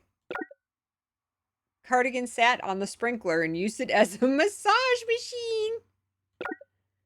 Cardigan made some new friends and coerced Quincy into giving everyone extra treats. Cardigan worked that reflector like an absolute champ and only chewed it a little bit. Alright, we're on level 2. Let's go.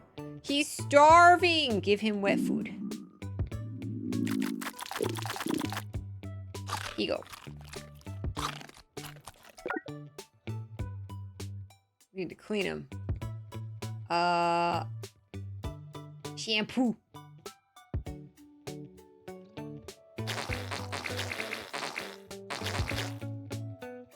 Oh, yo, shampoo. Now I gotta hose him down.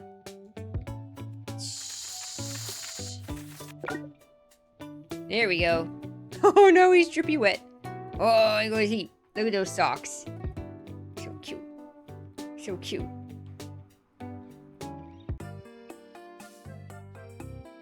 Oh my goodness. Pawsonal time. Aww. Oops. Wait. Wait. Go back.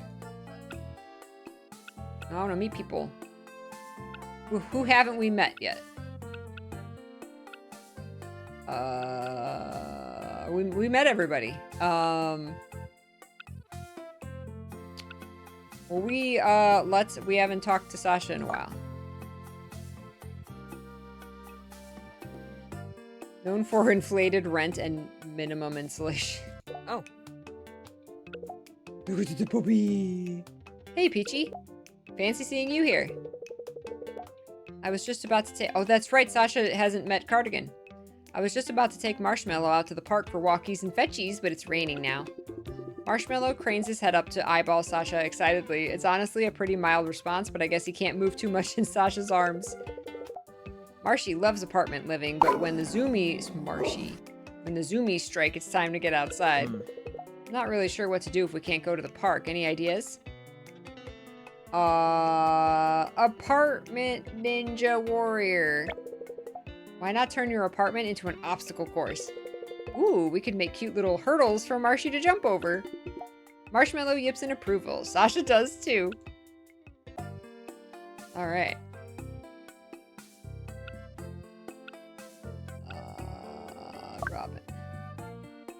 Arts District. Oh, again? Hey, Robin, something wrong?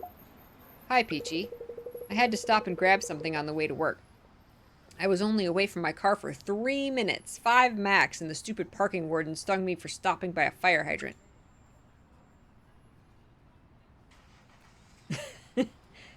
What'd you have to buy? I'm sure you had a good reason. What'd you have to buy? Oh, That's not important. Oh, well, I just asked because it looks like you've got a bag from Fox's Bar and Tavern. They're just dog toys. Oh, then why avoid the question? I'm not avoiding anything except this conversation. I have to go. Might have put my foot in that one. Wow. Okay. Anders. The Acoustic Chanteuse, locally brewed craft beer and cocktails served alongside karaoke and live performances. As soon as I step into the cafe, I spot Anders sitting at the bar nursing one of those tiny espresso cups. What? Who drinks actual short black espressos? Oh. Not in a milkshake? You guys know. I'd recognize that barking anywhere. That's why when we asked about the leashes and toys, Fox was like, not yet. Yeah, she sells leashes and toys, not for dogs. I recognize that barking anywhere. How are you this fine afternoon, Cardigan? Aw. Anders looks up at me as I pull out the stool beside him. You come here often? I'm still new here. I don't really go anywhere often yet. What about you? I didn't think karaoke would be your jam. They don't make Braille karaoke, no. But I have a few favorites I know by heart. Oh, no, it's okay! It's okay. Like Banjo V's Lizard on a Chair. But honestly, I prefer to come here when it's quiet. I mean, what do you think about karaoke? Not much. I honestly don't really like karaoke. Well, that's very candid of you. Sorry, I don't want to yuck your yum or anything. Not at all. Oh, I got some hearts. Let's toast to not really liking karaoke. I don't actually have a drink to toast with, so I guess I'll mime. Anders seems to be in better spirits now. Sweet. That went mostly well.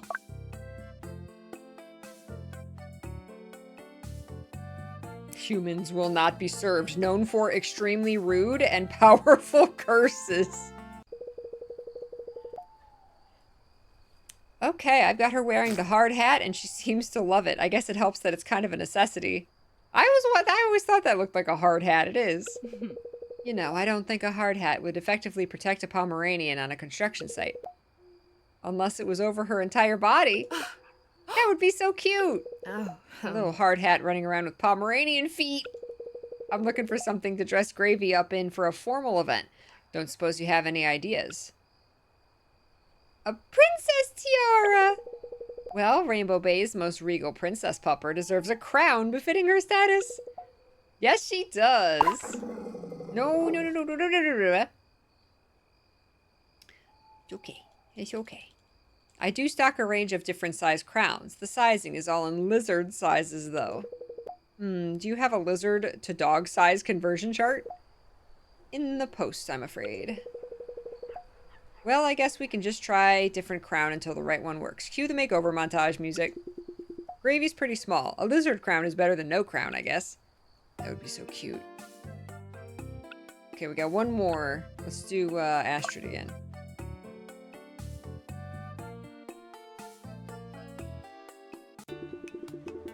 The South Shore Promenade is more or less empty. Most of the working people of Rainbow Bay stuck in their offices for their late morning meetings. Gosh, he's so farty. Good boy. Breaking the relative silence of the street is Astrid, pounding the pavement with and singing, yelling, loudly, vocally expressing herself. The dark days are... Oh. Oops, spotted. Astrid pulls her earbuds from her ears. Hey, Peach, it's okay. Oh, Hey, Peachy, not usually a lot of people along the promenade this time of day. How long have you been standing there? I love that song. I love that song you were singing. Oh, you heard that? I can usually sing better than that. It's just hard to sing when you're running. You were great. Besides, you looked like you were having fun, and that's worth a lot. That's very nice of you to say. Maybe we can do karaoke sometime. I said I hated karaoke. I know the fart noises come out of nowhere. All right, smarts and fitness.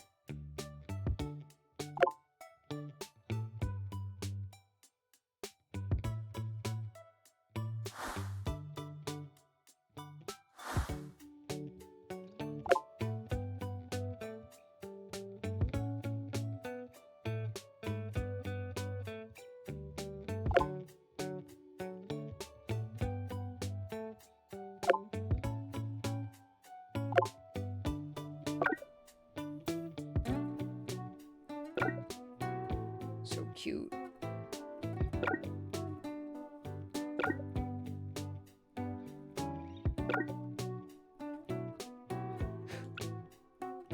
Yay.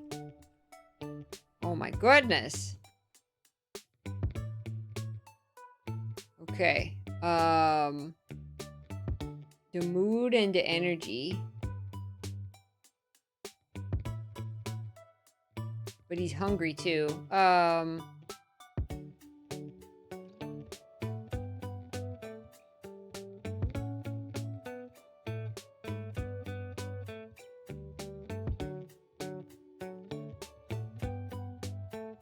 Definitely need a plus mood. Aw. Clear ears. Aw. Okay, the hygiene's really good. I wish this satiation and mood were like it color coded. Mood, energy. Let's feed some treats. I tweet. Oh, yum yum yum yum yum. Okay, he's starving. Then we need some food. Satiation.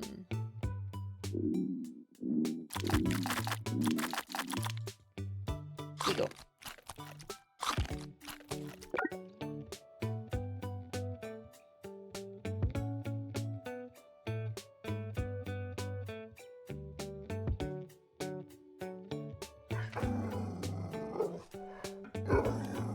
It's like the 10 dogs.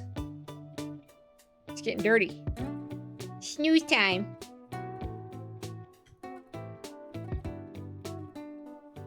Rise and shine, it's week 4. First date! Wait, we got dates? Oh, hi. Romaine Empire. Oh, that's right. I still have Anders' card. Oh, hey, I actually hung up the painting and the lights. Look at us go. We got more stuff on the shelves. We're doing it. We got some candles, a plant. Look at us go. Wonder if he wants to get a bite. We could get burgers. Chat begun with Anders. Hey, Anders, do you have plans tonight? With any luck, I'm about to. What did you have in mind?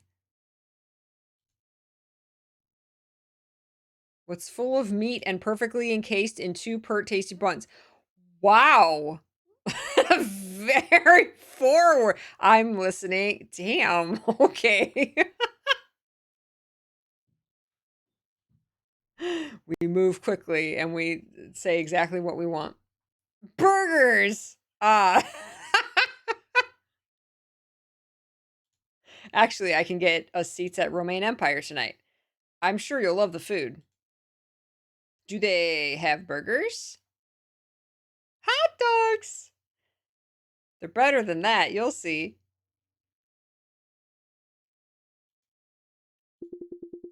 I have no idea what Anders expects me to eat, but I guess we'll find out. Romaine Empire. Way to make a restaurant sound simultaneously healthy and threateningly imperialistic. I like the lights, though. I wonder if they invaded... we can take our dogs everywhere. Ooh, clam chowder. Nice. First time making clam chowder. Nice. I wonder if they invade and conquer other restaurants or capture chefs to battle each other to the death. I really hope they don't only serve salad. The restaurant itself is on the edge of South Shore in the Arts District, just far enough from the bars of South Shore to escape the nightlife without losing too much visibility to local office buildings. As I step in from the street, gentle jazz music tickles my ears and a small bell jingles above the door. Before I even have the chance to take the place in, a waitress dressed in a smart waistcoat greets me. Good evening. As my dog farts. Will you be dining alone tonight? What a question. No, I'm meeting someone. Anders? The waitress's face lights up with recognition. Oh, you're Mr. Hamilton's guest. Please follow me, your dog too. Wow, Mr. Hamilton, huh?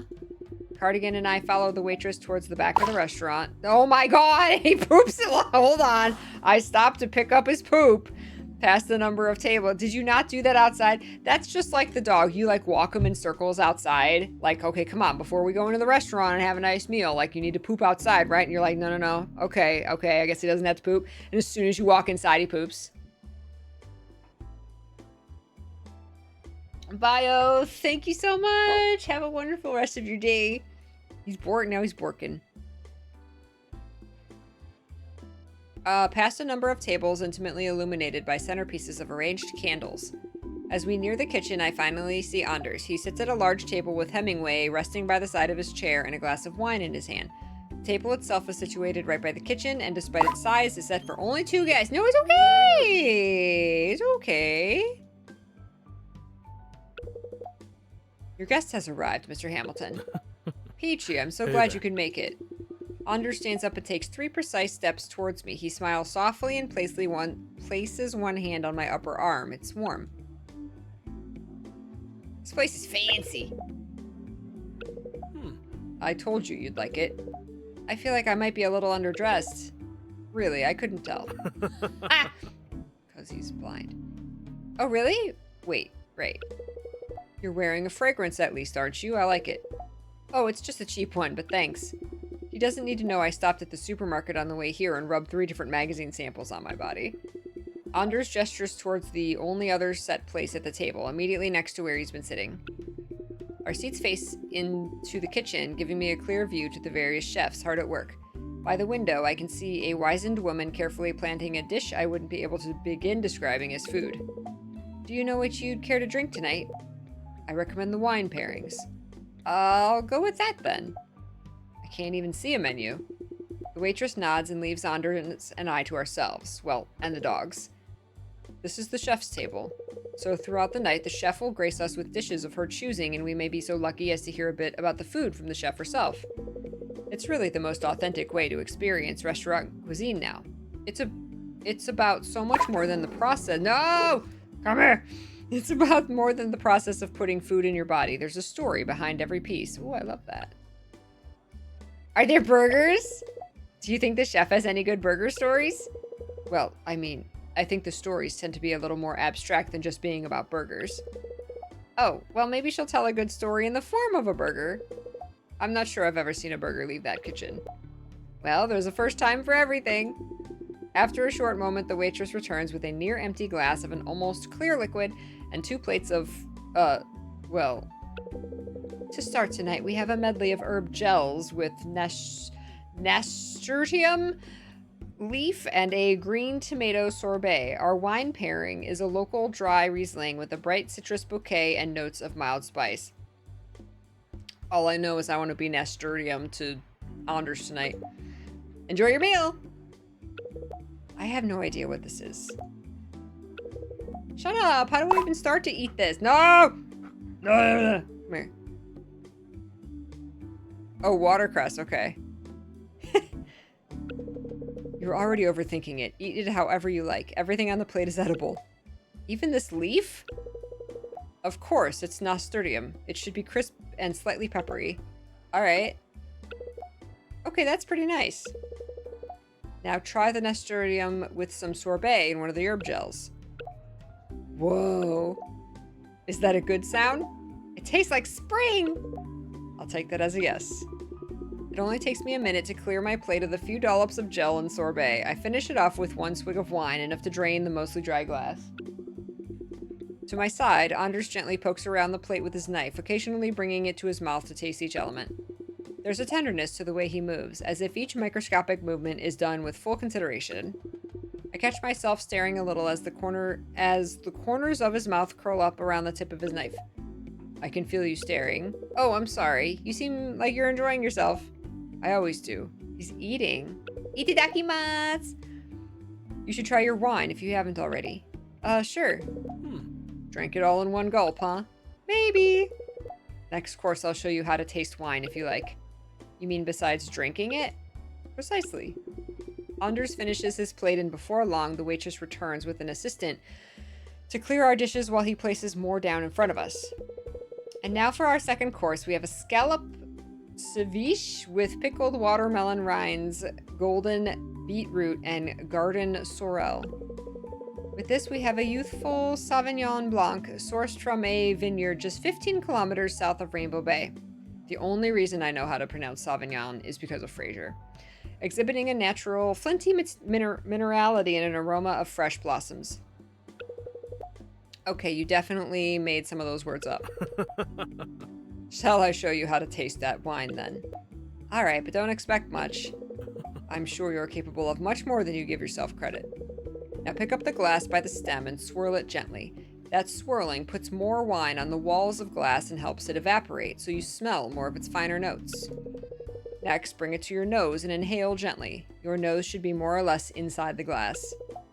Alright, this feels ridiculous. Don't worry, I'm not watching. Very funny. What do you smell? Well, there's definite sort of grapey aroma. Well, yes. What else? Some dead-ass wine. Sort of like the ground after it rains. It sounds horrible, but kind of smells like wet concrete. You're right, though. That's common for a Sauvignon Blanc.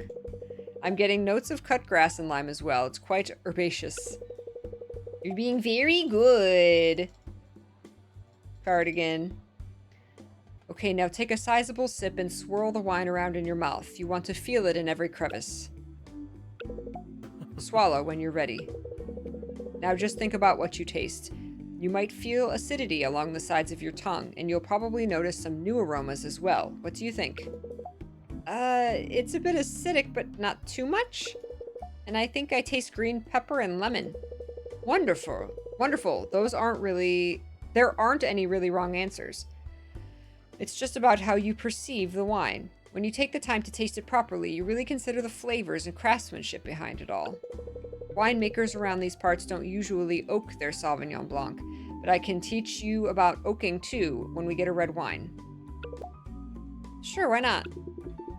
Throughout the 7-course degustation, Anders explains various wine notes and origins, with the waitress and chef both chiming in at various points with their own takes.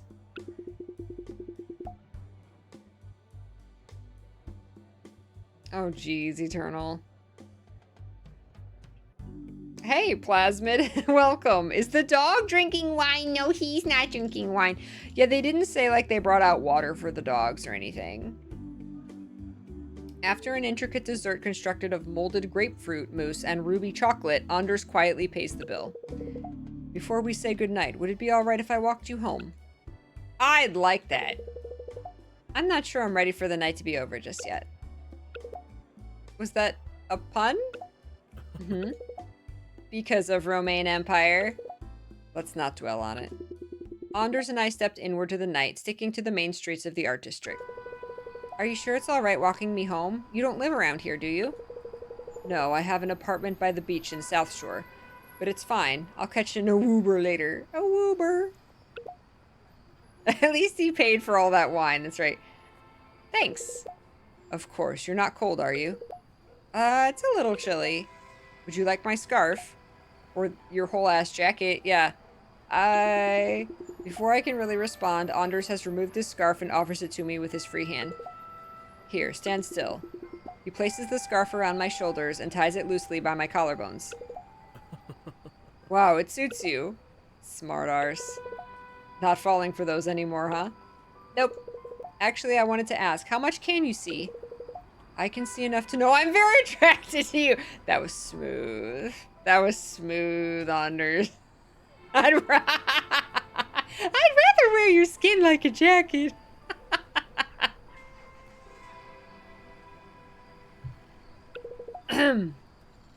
Cardigan, you're being very good.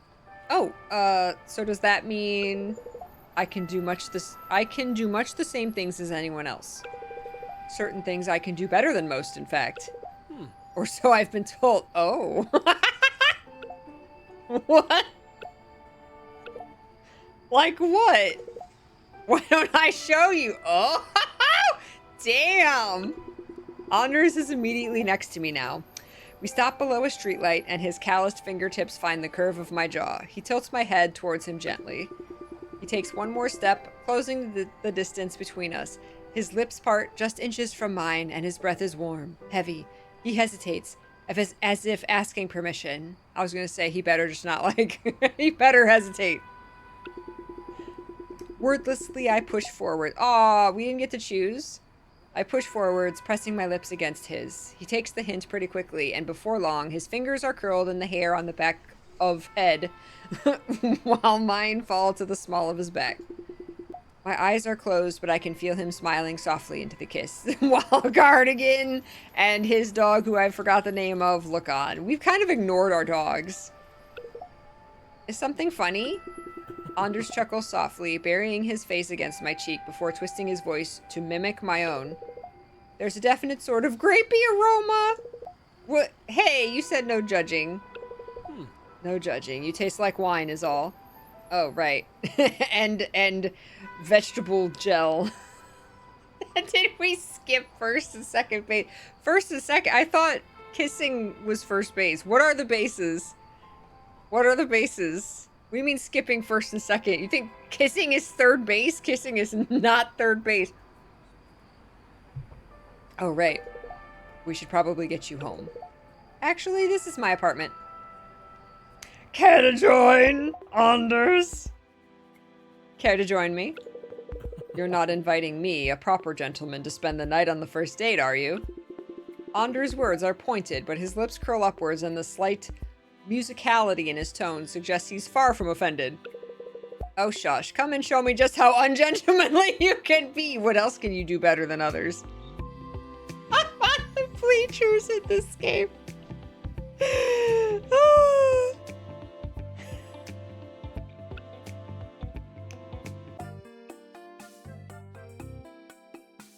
Wait, how do I still have energy? Is this the week? Oh, this is the week. Okay. I was gonna say the same day.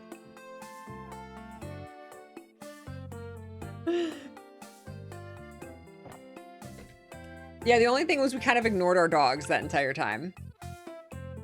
Personal time. We should take some personal time with Cardigan. Let's do personal time. Yes.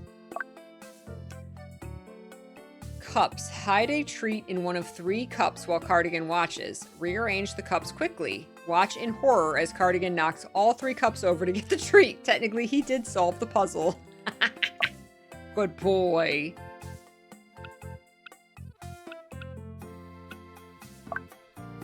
I like her. Peachy, come and have coffee with me and Gravy. What? He always does fart when you meet somebody.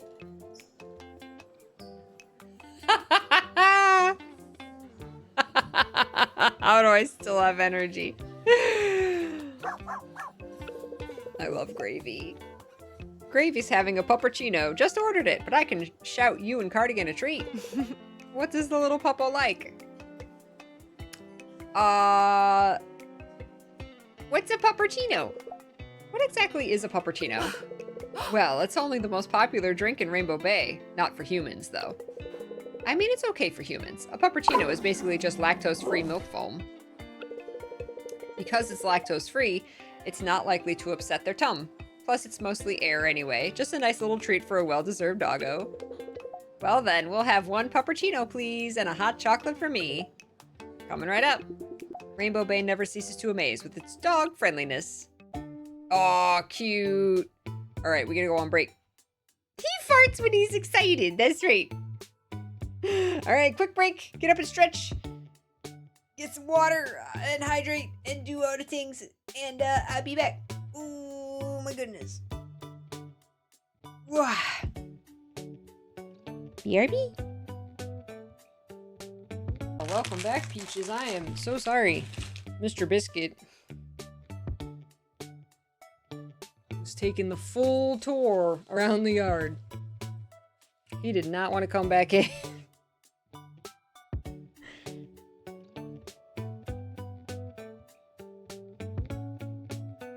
Awesemo! Hey, Awesemo. Isn't it a cute song? Alright, Cardigan is on level 2. He's lowest in smarts, fitness, and sociability. Jog with dog.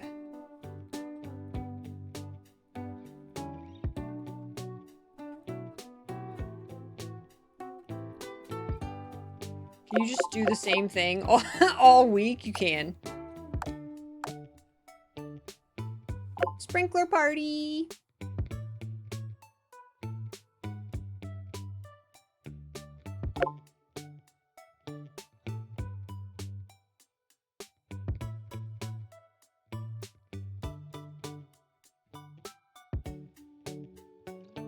You know what? Let's squander the day.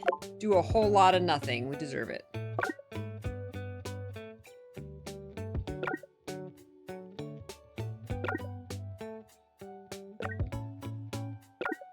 You and Cardigan tried on different socks for hours. Amazing. Amazing. Energy, sleepy.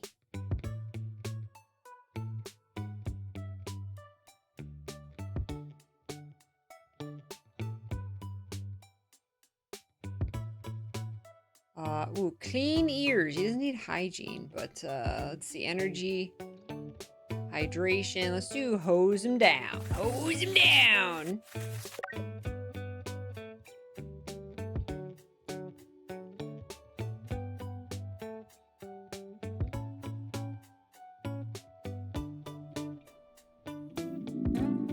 He's hungry.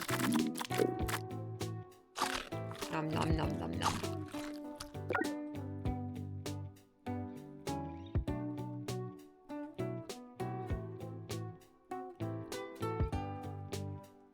And treats.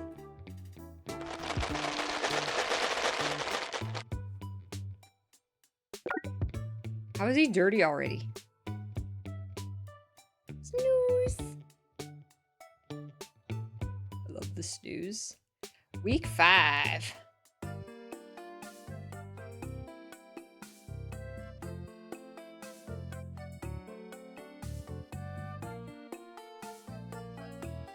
All right, new week. Oh yeah, first date with Maribel. Maribel recognized me from Woofer, so maybe she's keen on a date. Hi. Hi. Hopefully I'm not reading that into that too much. Hi, Maribel. What are you doing tomorrow? Hello, just working. Always work, work, work. Oh, damn. I was wondering if you wanted to hang out together. Oh, like a date? Something like that, but maybe another time if you're busy.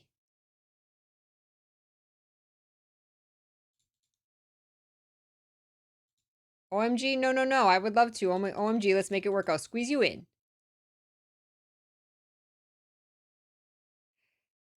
You know, cool story brew, tiny little cafe. It's where we met. Let's get a coffee. 1 p.m. my treat. Oh, okay. Sounds great. Wow, that was painless. If only it was normally this easy to ask people out. Cool story brew is as busy as ever. Typical of the lunchtime rush, the colorful patronage are cute around the block. And the chatter of the crowd. No, it's okay! It's okay, it's okay! Chatter of the crowd is only broken by the coffee calls of a small barista with an impressive yell. Fearing how Cardigan and I might age in the time it takes me to order, I hesitantly move towards the end of the queue. Peachy, over here! Cardigan does fart every time, like, a new person shows up. I turn in the direction of Maribel's voice to spot her waving me down excitedly from a faraway table. I wave back at her before promptly gesturing towards the line ahead of me. Maribel grins widely and holds up 2 reusable coffee cups. There is a god, and her name is Maribel. Here, baby. Arriving at the table, I notice Gravedigger is comfortably on Maribel's back, peering over at the table. Aw, hi, Gravy. You made it. I sure did. I got you a coffee. Not sure what you like, so it's just flat white. A what now? You know, a flat white. Super trendy. Objectively the best type of coffee. Oh, does it have any caramel syrup in it? Nope, but I'll remember that for next time. What's a flat white? I've never heard of that. For now, there's sugar on the table if you need it. And for gravy, I got a big, big, big puppuccino because that's what she deserves. Yes, it is. Maribel's clearly talking about the bowl splattered with remnants of milk foam sitting in front of her. It's almost 2 times the size of the Pomeranian's face. As Maribel starts routinely doting over gravy, I take the shifted attention as an opportunity to upend the sugar jar over my coffee. Ew. Sweet, sweet sugar. Light of my life. Fire of my impending health issues. Anyway, I'm not here for gravy. I'm here for you. Oh. I mean, technically I'm on the clock, so I'm not here for either of you. But that's why I schedule my site visits around lunchtime. What the boss doesn't know, right? Oh, you're working today? We could have waited until the weekend. Oh. No, shush, don't be silly. I need an excuse to take a longer lunch. Oh, good cardigan. The urban planner life is not as glamorous as you might think. Oh, that reminds me. I don't actually know what you do. You must be pretty flexible if a weekday lunch wasn't an issue. Yeah, you could say that. Yeah, has it been 5 weeks and I still don't have, like, a job?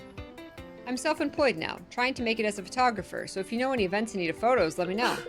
Oh my god, you should photograph gravy! I'll pay you, of course. Oh, sure, we can arrange that sometime. Great. Now then, it's question time. Maribel's narrowed eyes and curled lips suggest a level of mischief I'm not entirely sure I should trust. Would you rather live in an apartment or a detached house?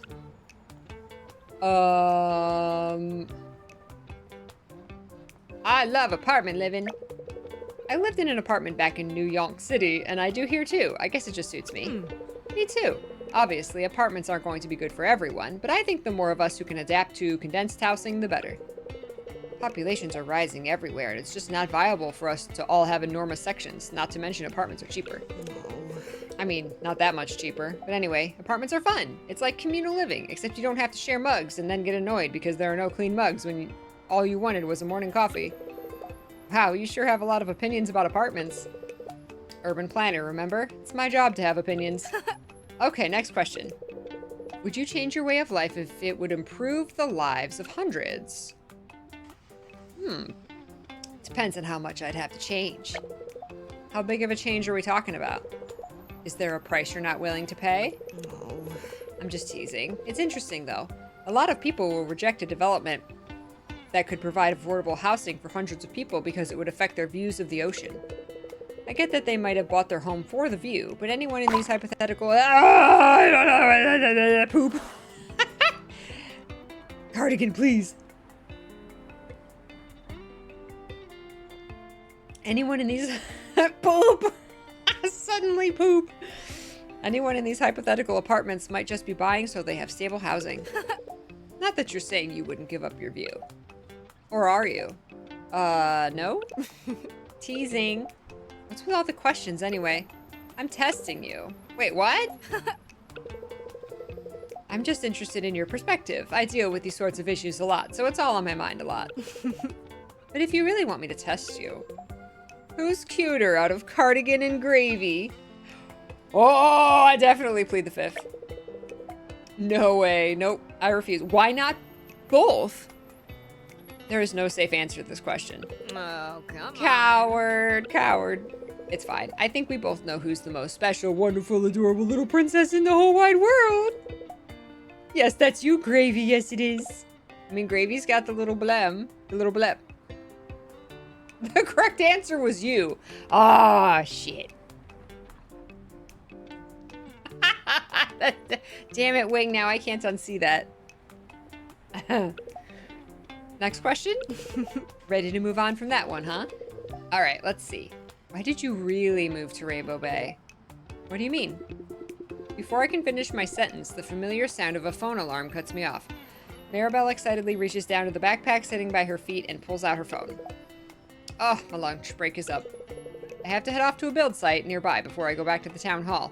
It was weird to have a date, like, in the middle of the week while she's working. She's like, we can go on our first date during my lunch break. That's kind of weird. Oh, you should come with me. Oh, come on. It's just a quick inspection to check how the development's going. It'll be super fast. And I can tell you all about the development, too. Come on, what do you say? Mr. Biscuit, what you doing? Speaking of the cutest little puppy in the whole wide world, there he is. There he is. That's you, Mr. Biscuit. That's you. I see him. Are you allowed to bring strangers to a development site? Probably? I'm taking that as a yes. Let's go. Maribel shoots up out of her seat, bringing Gravy and her backpack with her. After securing the Pomeranians inside her bubble, she takes my hand and gently pulls me to my feet. Oh, your hand's not sweaty this time. Huh? Did I say that out loud? Just for that, you're going to have to hold my hand the whole way there. Curses. Yes, ma'am. It's only a short walk until we're at the development site on the outskirts of the industrial district. Temporary chain link fences enclose the grounds, though they don't look like they'd be very effective against any determined trespasser. It looks like construction is not far along, with materials dotted around the site and only the beginnings of a structure. Maribel held my hand the whole way over and only lets go to get hard hats for herself and Gravy. That's why Gravy's got a hard hat, because she goes to development sites and it's dangerous. Plus, that's why he's got a bubble. Look at his little hat! Gravy looks so cute in her little hard hat. Doesn't she just? She's the sweetest. Should she get a hard hat for me? There isn't a cardigan-sized hard hat, sorry. The farts. That's okay, we'll just wait here. Won't be long, I promise. Maribel straightens her back, drops her shoulders, and marches blank-faced into the site.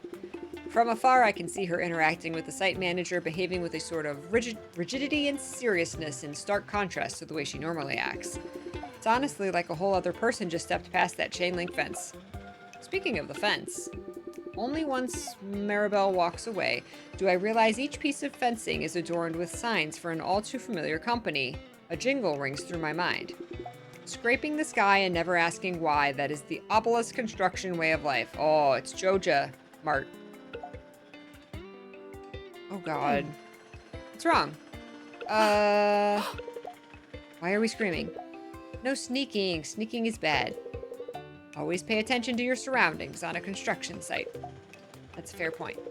So what's the deal with this development?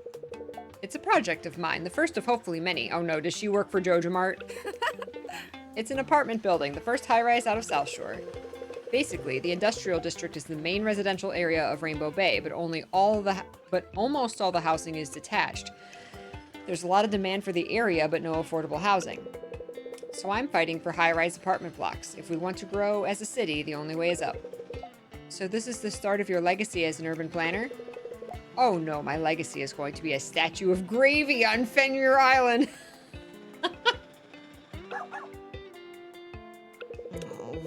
Actually, this development kind of skipped the queue, thanks to Obelisk.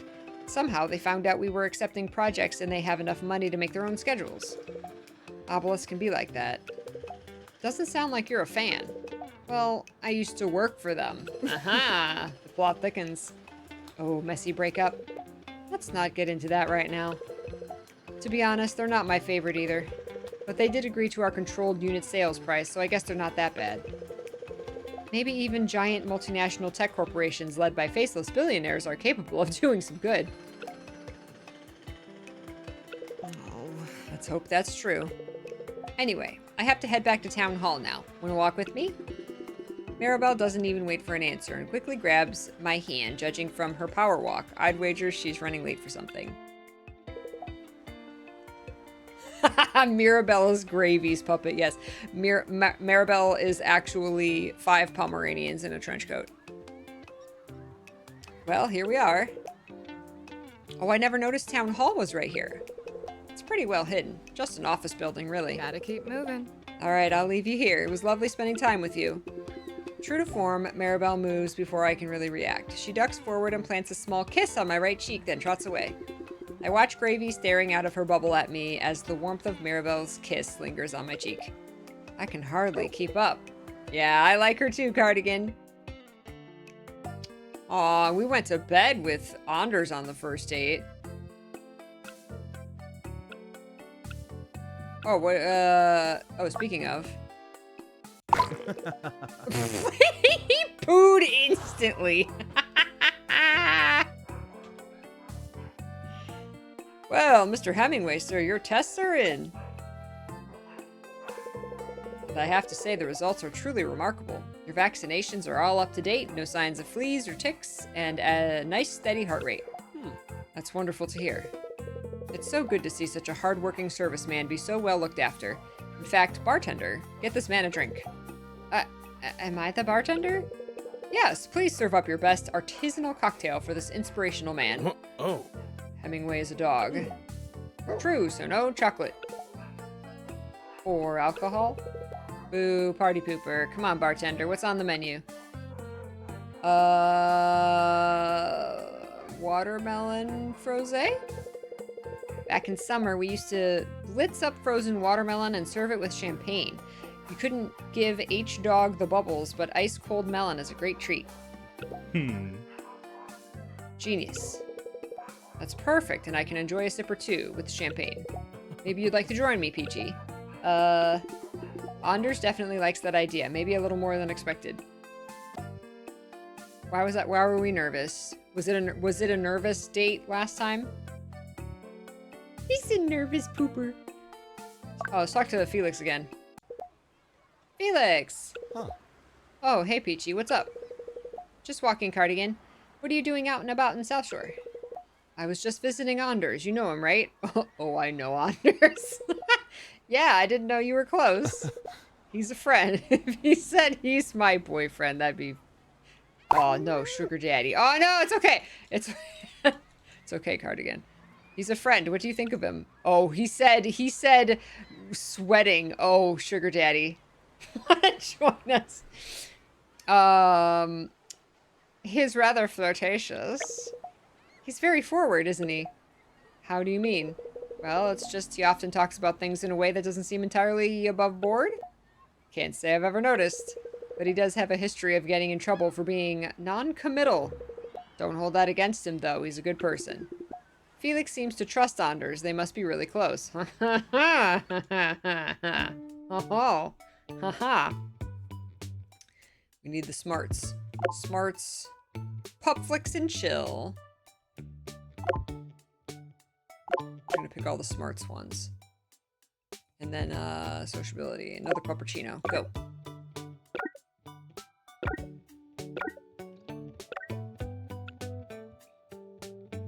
Nice. Cardigan's feels. Oh my god, he's starving. He's starving. He's starving. Get this boy some food. Get this boy some food. Get him more food. He's very, very hungry. Poor boy. Sorry you can't see the bar. He's very hungry. There we go.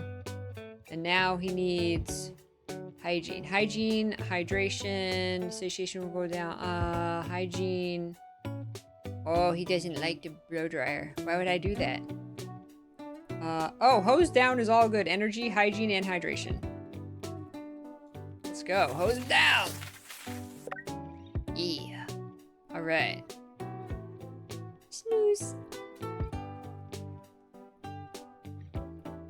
Rise and shine. It's week 6. Oh. Oh, a big event. My apartment. Oh, this is having everyone over. Perfect. Known for nothing yet. All right, it's been 5 weeks already. I should probably get serious about unpacking, right? I'm going to take that as a yes. I'm not sure how to interpret your fart there, buddy. But never mind. I've met so many people lately, and I think I'm even ready to call them friends. Plus, there have been lots of new puppy pals for you too, huh, Cardigan? Okay, let's get unpacked and then have everyone around. Like my first proper adult dinner party. Except I can't cook. You should watch Mr. P's cooking stream. After inviting all my new friends, Cardigan and I spent most of the weekend packing. Well, by Cardigan and I mostly mean I unpacked while Cardigan got nervous about me moving furniture and boxes around. And by most of the week, I mean I would unpack one box and then spend the rest of the day napping and watching Vine compilations. Oh, so true. Hey! Finally, yay! All done, and just in time for people to start showing, hopefully. Speak of the devil. What did you just call me? Oh, Fox, you're the first one here. It certainly looks like it. Is that a problem? No, of course not. Do you think the others are far off? Scared of being alone with me? No. Maybe I am a little. Knock, knock. Aw, we invited this guy. Quincy, you can't just say knock, knock and walk in. But the door was open, and besides, you followed me in here. Well, the door was open. I'm cowering too. It's okay. Invite the local vet. Hi, Quincy. Dr. Kim. Seriously, Jade is fine. Yeah, she is. Quincy. Calling you Jade just seems like calling my mother by her first name. Oh no, I am not your mother. Unless you want me to be. Aw, Mummy Jade. No. I hope this doesn't come back to haunt me the next time at the clinic. Jade and Quincy move into the kitchen to continue chatting while Fox retreats to the far side of the living room. Hey, you got everything unpacked. Nice digs. I was going to get you a gift, but a certain somebody fell asleep under a pile of clothes, and I lost most of the day looking for him. Oh, no, so cute. Marshmallow is so cute. Aren't you just the best little marshmallow in town? Yes, that's you. You're my special little guy. Sasha gets so distracted by doting over Marshmallow, he doesn't quite notice Astrid and Maribel arriving behind him. Beep beep. Oh. Ah. Will you ever not be jumpy, Sasha? It's only when I'm not expecting it. I'm fine during movies, really. But the whole point of jump scares is that you're not supposed to expect them. Boo. Oh. Oh, I think that was a boo! Stop, I could have dropped Marshmallow. Thanks for inviting us over, Peachy. Yeah, I can't wait to check out your place. We were trying... One of you's been here before. We were trying to decide what it would look like on the way over. Maribel thought you'd have one of those 70s style conversation pits. I hoped you'd have one. The place is so cute, though. I love what you've done with the fairy lights. Oh, The whole place really speaks a lot about your personality. What do you mean? I love it. I mean, it's impossible not to like. Oh. You've got to stop making. Ah! Do that outside on the balcony, sir.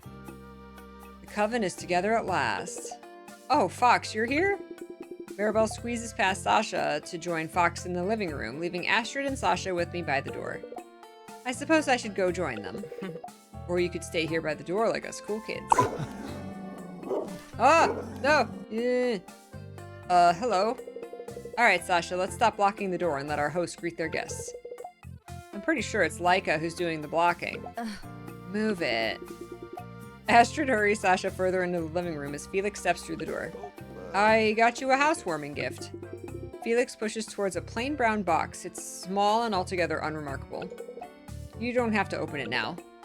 But I'm gonna! I open the box and inside is a small building.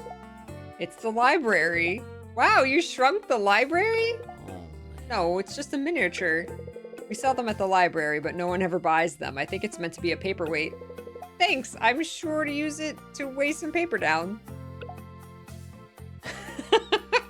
Cool. Anyway, do you have anything to drink? There's some fun juice in the kitchen. Some fun juice. Fun juice? You know, punch, but with rum. Rum punch. Brunch. Oh, I don't really drink. Not great for the physique, you know?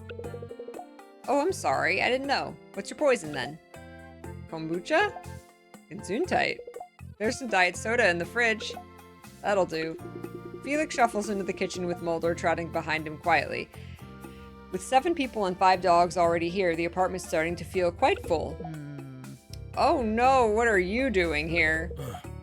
Fancy we would arrive at the same time. Uh-oh. Does Robin like anybody? Well, clearly it's fate. How amusing. Hilarious. I can hear the way you're looking at me. Oh, be quiet. You two know each other? It's a long story. Robin is an old acquaintance. Acquaintance? Oh, they definitely dated. I'll just come inside instead of putting my foot any further down my throat. Anders slinks off to the kitchen without another word. Sorry about that. Should I ask? It's definitely a good idea to read the label before you open a can of worms. I know, right? Drama! Thanks for inviting Missile and I around. I love Missile, he's so pretty. I think she's pretty excited to play. I try not to yell at any more people. I'm sure you have your reasons. Well, that's everyone.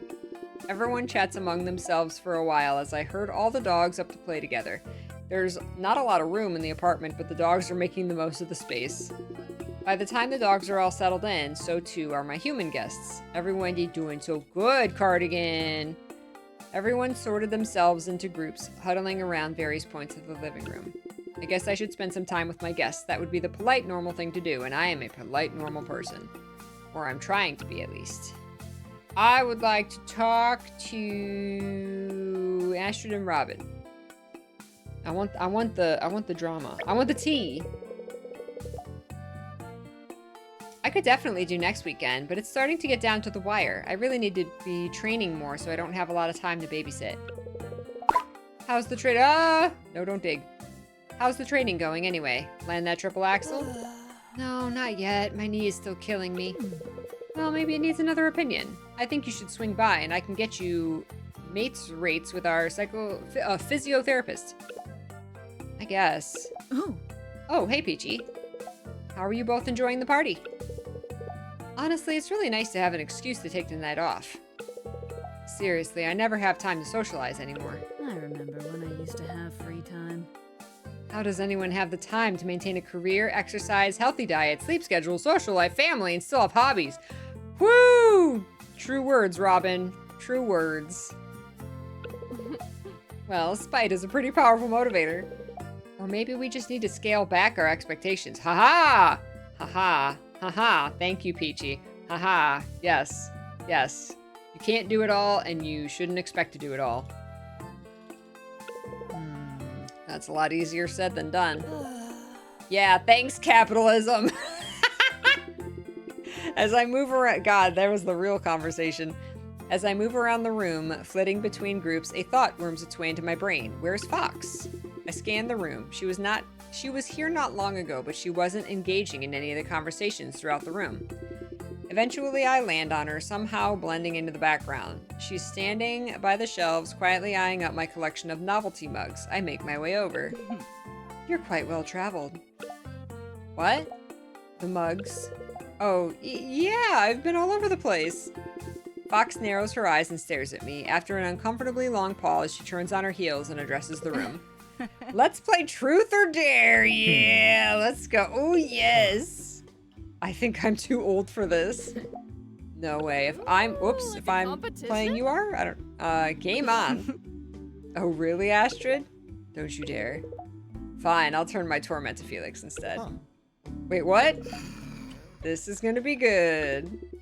Almost everyone agrees to play. The room falls silent as all eyes fall upon Jade. Oh, man. Tread carefully. Absolutely not. I'll see you at Cardigan's next checkup. Jade sees herself out as the rest of the room murmurs and shuffles about, forming a rough circle. The game begins innocently enough. Challenges bounce across the room, everyone doing their best to outdo the last person.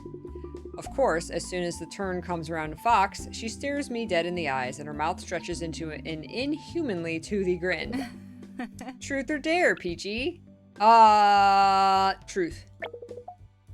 Why did you move to Rainbow Bay? What do you mean? I just needed a fresh start. More detail. Go on, Peachy. No one's gonna judge. Oh, they're all gonna judge. Well, I guess everything just fell into place. You all probably know by now that I worked in marketing and Obelisk in New York City. I was really good at my job, but that's not necessarily a good thing. When you're good at your job, everyone relies on you. There are just more expectations at a place like Obelisk. That means more work without more support. So eventually I gave up and quit my job and moved here. The end. But why Rainbow Bay? Fine, okay, there's more. My last partner and I had been together since high school. They can remain nameless. After I quit my job, the plan was to live with them until I got my freelance photography started up.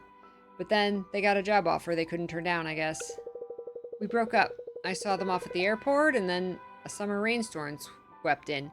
My bus back from the airport broke down, and I just found myself in a park in the middle of a hot storm crying on a bench.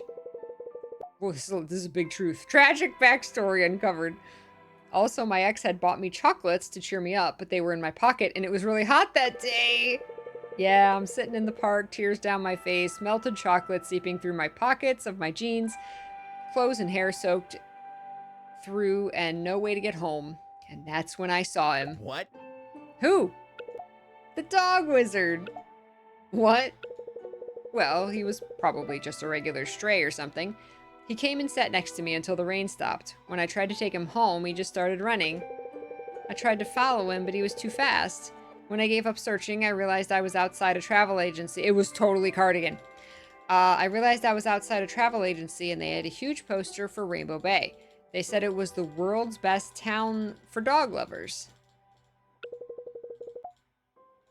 So I decided then and there that I would make a change and move to Rainbow Bay. Oh. Well, that's not as bad as I expected. What did you think? I was an ex-convict or something? Uh-huh. No, ex-cons are people too. I'm not going to ask what you were expecting. Probably for the best. Oh. That's quite the story, though. Sounds like you had a rough time. I'm glad it led you here, though. Yeah, I hope you can make Rainbow Bay a better home than New York was. And I hope Cardigan is helping you settle in. Let me know if you need help finding photography gigs. Oh, everyone's so supportive. Who puts chocolate in their jeans, right? I might be able to lend a hand, too. Oh, you already have, Anders. I'm sorry, I'm still just laughing at the chocolate. It really did look like I'd pooped the front of my pants. I'm so sorry, that's horrible. I can't stop laughing. You know, sometimes you pleasantly surprise me. Well, then if it wasn't possible to win Truth or Dare, I'd say you just won it. But it's not possible, so let's move on. The game continues into the night with Anders and Robin consistently dodging questions about one another, while Sasha, Maribel, and Quincy prove themselves to be truly fearless. You claim Sasha! Sasha pulls one final marshmallow into his mouth, his cheeks stretched impossibly wide. Shrumpy Rumpy! Man, we're still playing, holy heck. What? Shrumpy Bumpy. I don't think that's clear enough. What's a Shrumpy Bumpy? That's impressive. Oh, it's Chubby Bunny. Truth. Alright, where's the weirdest place you've done it? Felix? Oh. Felix, we can see you. Maribel gets up and crouches next to Felix, placing a hand on his bicep. Mulder follows behind her, tilting his head in concern. Felix, I'm physically touching you now. Oh. Wow, your bicep's really hard. Orf. These two are gonna work out together. That's right, Eternal. Felix, you can't just fade into the background. You're over 6 feet tall and built like a firehouse. Oh, hi, Maribel. How's it going? That's less impressive. He did not answer the question. Okay, all right. I want to know why Robin broke up with you, Anders. I told you they dated. I mean, that's probably a better question for Robin to answer. No way. It's your turn to explain what happened. Is there a third option for this game? Can I drink for my silence? That's, yikes. Messy breakup. Truth or dare, Astrid? Dare, of course. Oh, I wasn't expecting that. I have one. I'm going to start playing Pony, and I want you to take Pony. And I want you to take off... Nope, Truth! I choose Truth! Spoil sport. Maribel just trying to get everybody naked. Altogether, the night goes well, and we laugh until the early hours. You're being so good, Cardigan. You're being so good. Seems like we're going to do just fine here. Thanks, Rainbow Bay. There's got to be a lot of dog poop in this apartment. Oh my goodness. We had everybody over. Yay!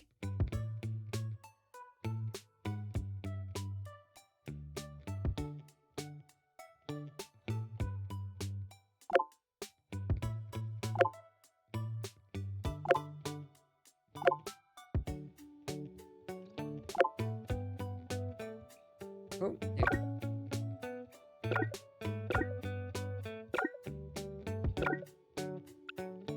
yay! All right. Let's do. Damn it, Peachy! Oh, I know. Well, we started really late today. Plus this is the only day we're playing this, so where did you go, puppy? We'll do one more week.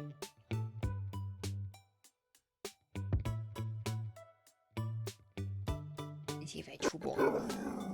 Here you go. There you go. The icons are cute. So cute. Let's see. Hygiene. Ooh, we gotta brush his teeth. Yeah, brush his teeth. I know you don't like it. It's okay. I know. It'll be over. It'll be over soon. There you go.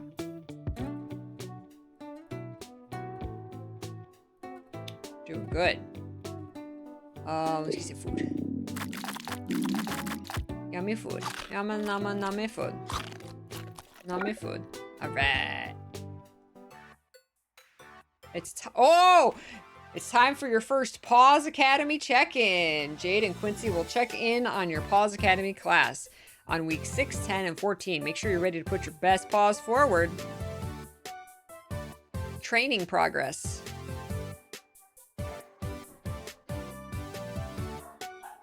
What the heck? Why was the Prime guy like honking his horn like crazy and making my dogs bark? That was weird. Hold on one sec.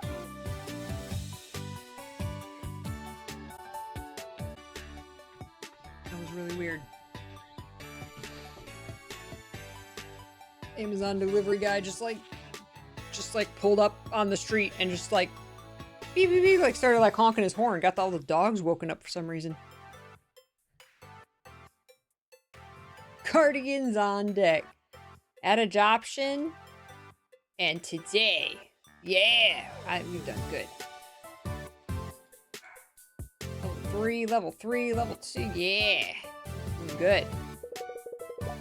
I'm happy with Cardigan's manners for now. Keep up the great work. He's a little lacking in social, however. Maybe that's something you can focus a little more energy on before your next check-in. Yes, mommy. I see you're making fantastic progress with Cardigan.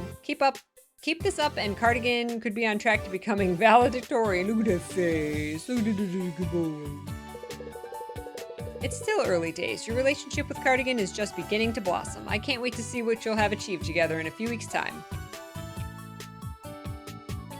Achievements.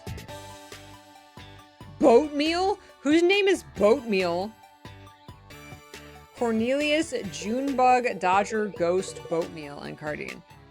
Welcome to the class standing, where you can compare your dog to everyone else's. Keep up with the Joneses? More like keeping up with the Boneses. Quincy, stop.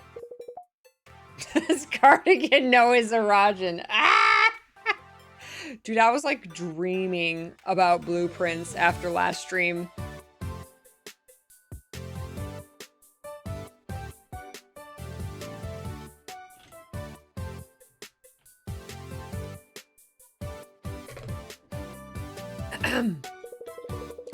Without further ado, let's meet some cuties. In this semester, we have Cornelius, Junebug, Dodger, Ghost, Boatmeal, and of course, Cardigan. Junebug is so cute.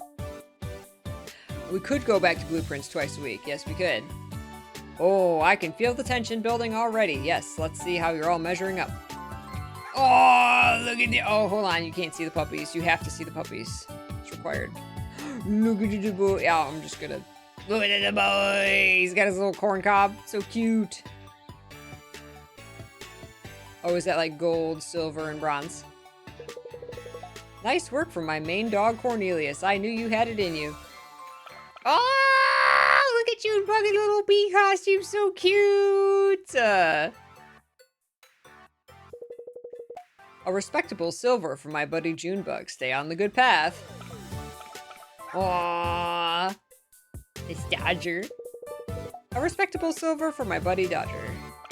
Aww, Ghost. Aww. These have to be like based on dev dogs, right?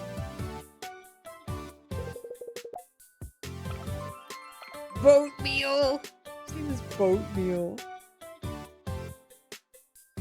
Boatmeal didn't get any golds. Aww.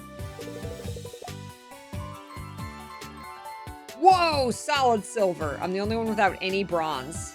I got no golds, but I didn't get any bronze either. Pretty impressive stuff. I think we've got a promising group of four-legged students this semester. Can't wait to see you all again next time. Always the bridesmaid. Silver F dog? What? What does that mean? What is silver F dot dot dot dog? For always the bridesmaid for receiving one or more silver medals this check-in and putting one paw in front of the other. Minor award, pupper better, faster, stronger for leveling up at least 2 of your pup traits since last check-in. Nice. Certificate of achievement, pitter patter, for giving your dog good pats over 100 times. Wow, that's a lot. How's that wrist? You know, I should have gotten an achievement. There's my achievement. What a scoop for picking up all possible poops like the responsible owner you are. That's right. That's right.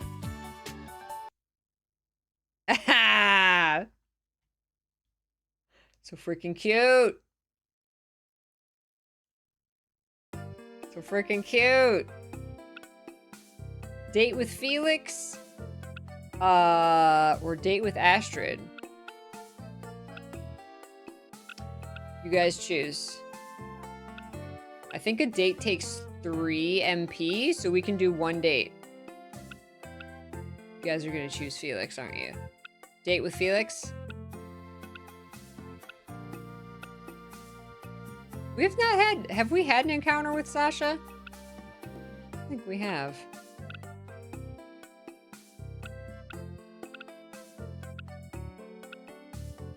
Astrid? We've not hung out with Astrid as much. Felix or Astrid, first date.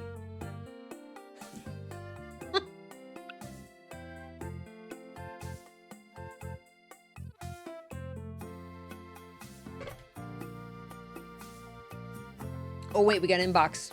Oh my god, I have been ignoring my email. We can't candle this from Battle Wax. Stop. Oh, housewarming? I can't believe you emailed the clinic to invite us to your housewarming, but this means Jade can't be mad at me for answering personal emails at work. I'll drag her along. See you then. Oh my god. I totally forgot about the inbox. I loved it. Your place is super cute and I had the best time last weekend. I'm so glad Astra dragged me from my desk. Great job, PG. From Felix, Anders told me that I should email to apologize for not RSVPing, but no one actually RSVPs to anything, right? Anyway, thanks for having me around last weekend. Your place is pretty cool, I guess. How do you end emails? By Temperance Ainsworth. I'm not sure if you intended to CC me on your invitation to your housewarming, especially considering you emailed the shop instead of my personal address. Oh, this is from Fox. That said, if you had my personal address, I would have had other questions, but anyway, this is that. Now you've seen my real name, I need you to understand that if you ever use it, I will personally dismantle your entire life. Wow. Wow, Anders. It has occurred to me that although I did not RSVP to your housewarming event last weekend, you nonetheless extended your hospitality to me at the last moment. For this, I am eternally grateful. Your home felt very welcoming, and I am honored to be considered close enough to visit. I certainly hope to visit again sometime soon. Yours truly, Anders Hamilton. That sounds like it was written by AI. I mean that in the game, not...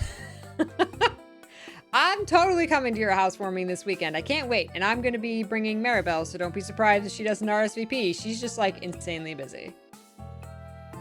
Hey, just letting you know that I'll be there this weekend. Managed to get the weekend off for it, so consider yourself pretty special.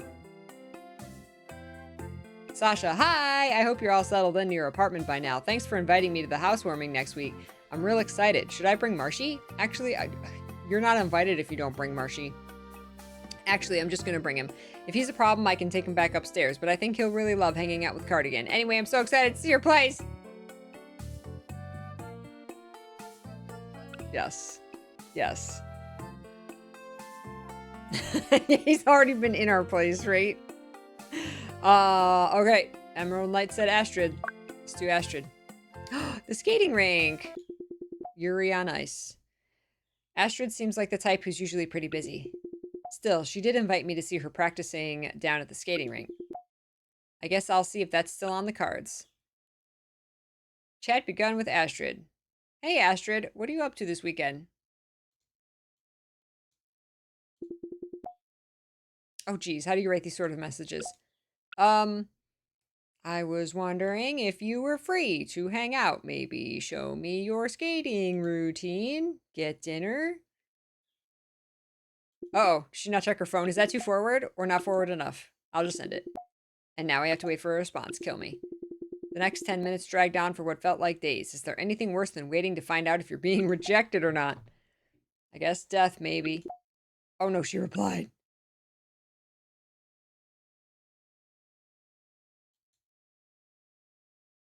Sorry, busy skating right now. Meet me at rink tonight, 6 p.m. do vocal warm-ups. Vocal warm-ups? Wait, who cares? She said yes. The icebreaker skating rink looks kind of ominous once the sun starts setting. I like all the flags. There's all this contrast and shadow outside, with the building being sort of low and wide. It's reminiscent of a bunker or military base when you can't see the vibrant branding. Still, it's bigger than I originally expected. You could probably cram a good 1,000 or so people in here. Whoa, you poops! You could cram 1,000 poops in here. I know, what's with the music? Why is it all intense? That said, it doesn't exactly look open. The lights in the reception area are out, and there's a nary a soul to be seen.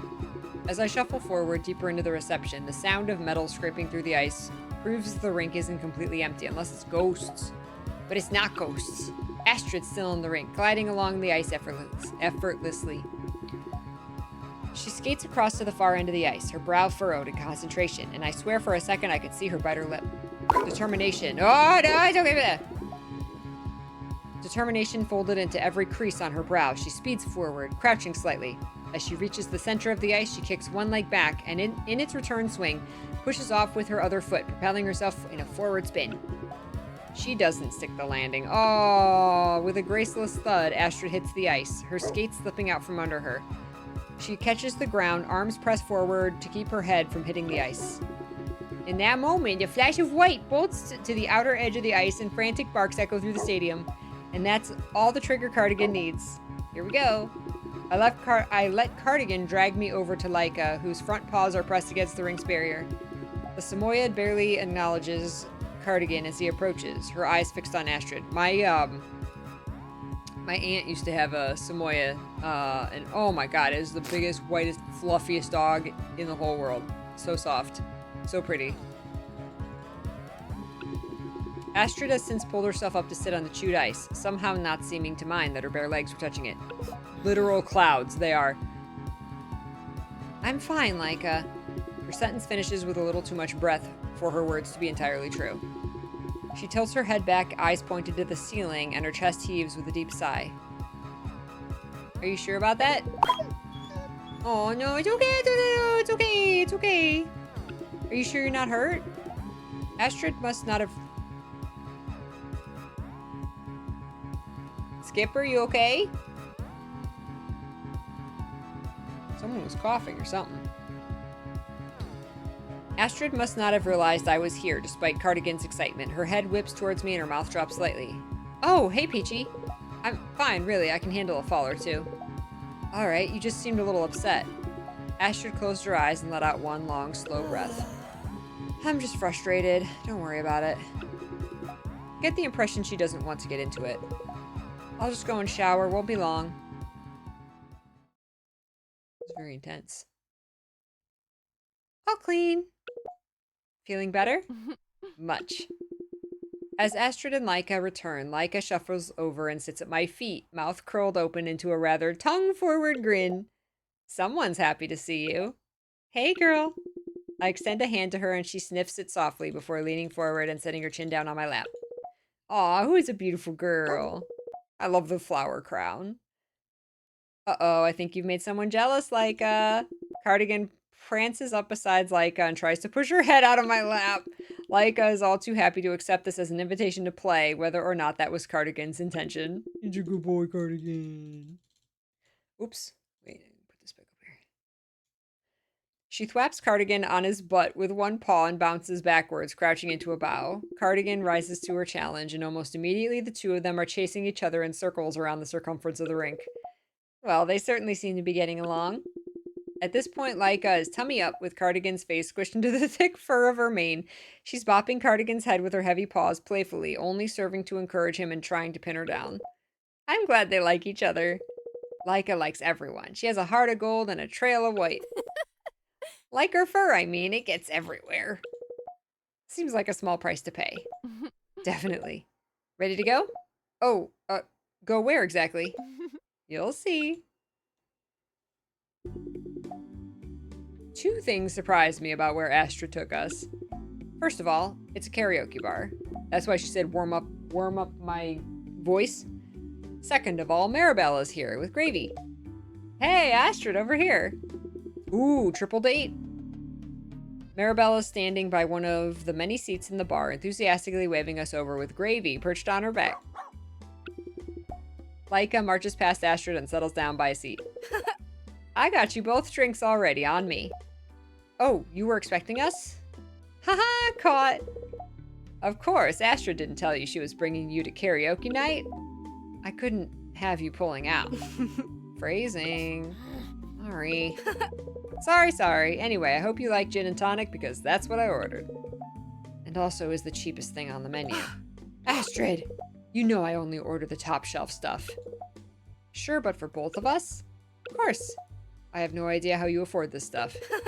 Never you worry your sweet little head about that, princess. I chipped in. Oh, Fox is here too. Oh my god, everybody's here. Ugh. Fox, true to nature, appears behind me with a short glass of grain alcohol clutched in one hand and a microphone in the other.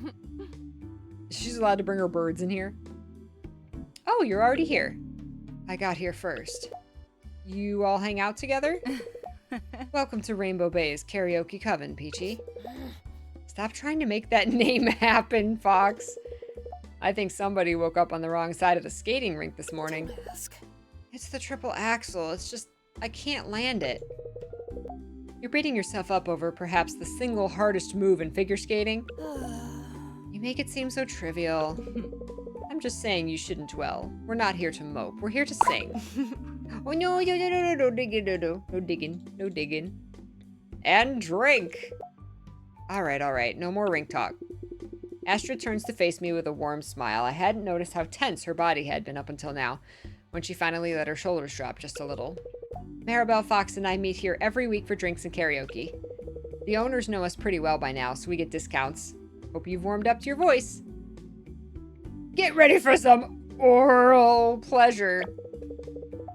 You better get seated, because I'm ready to drop some throat explosions up in here. Wow.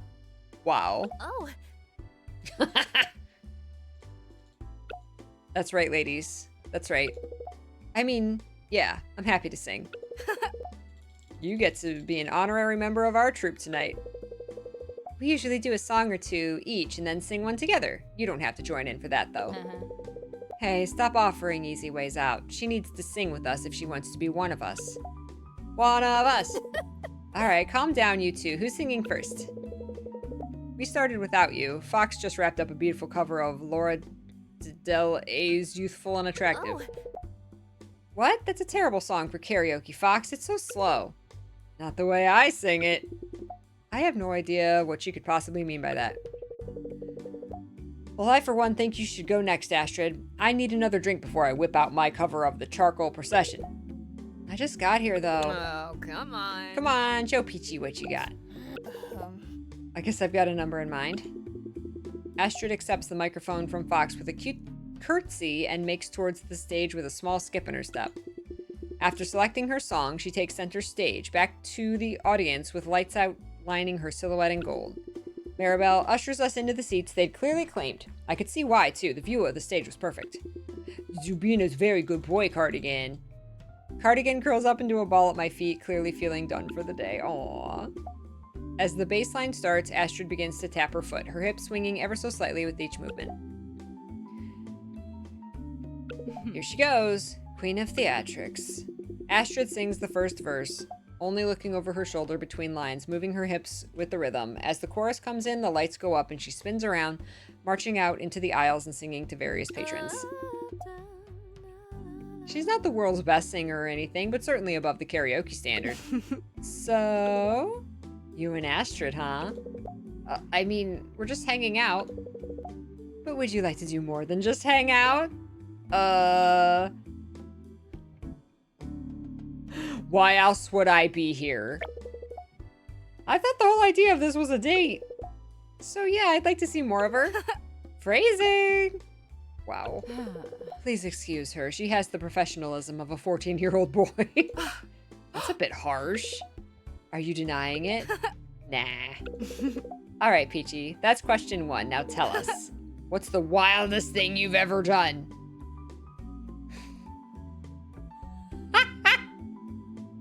I lived in the woods for a whole week. It's called camping. I once lived in the woods for an entire week. Ooh, which woods?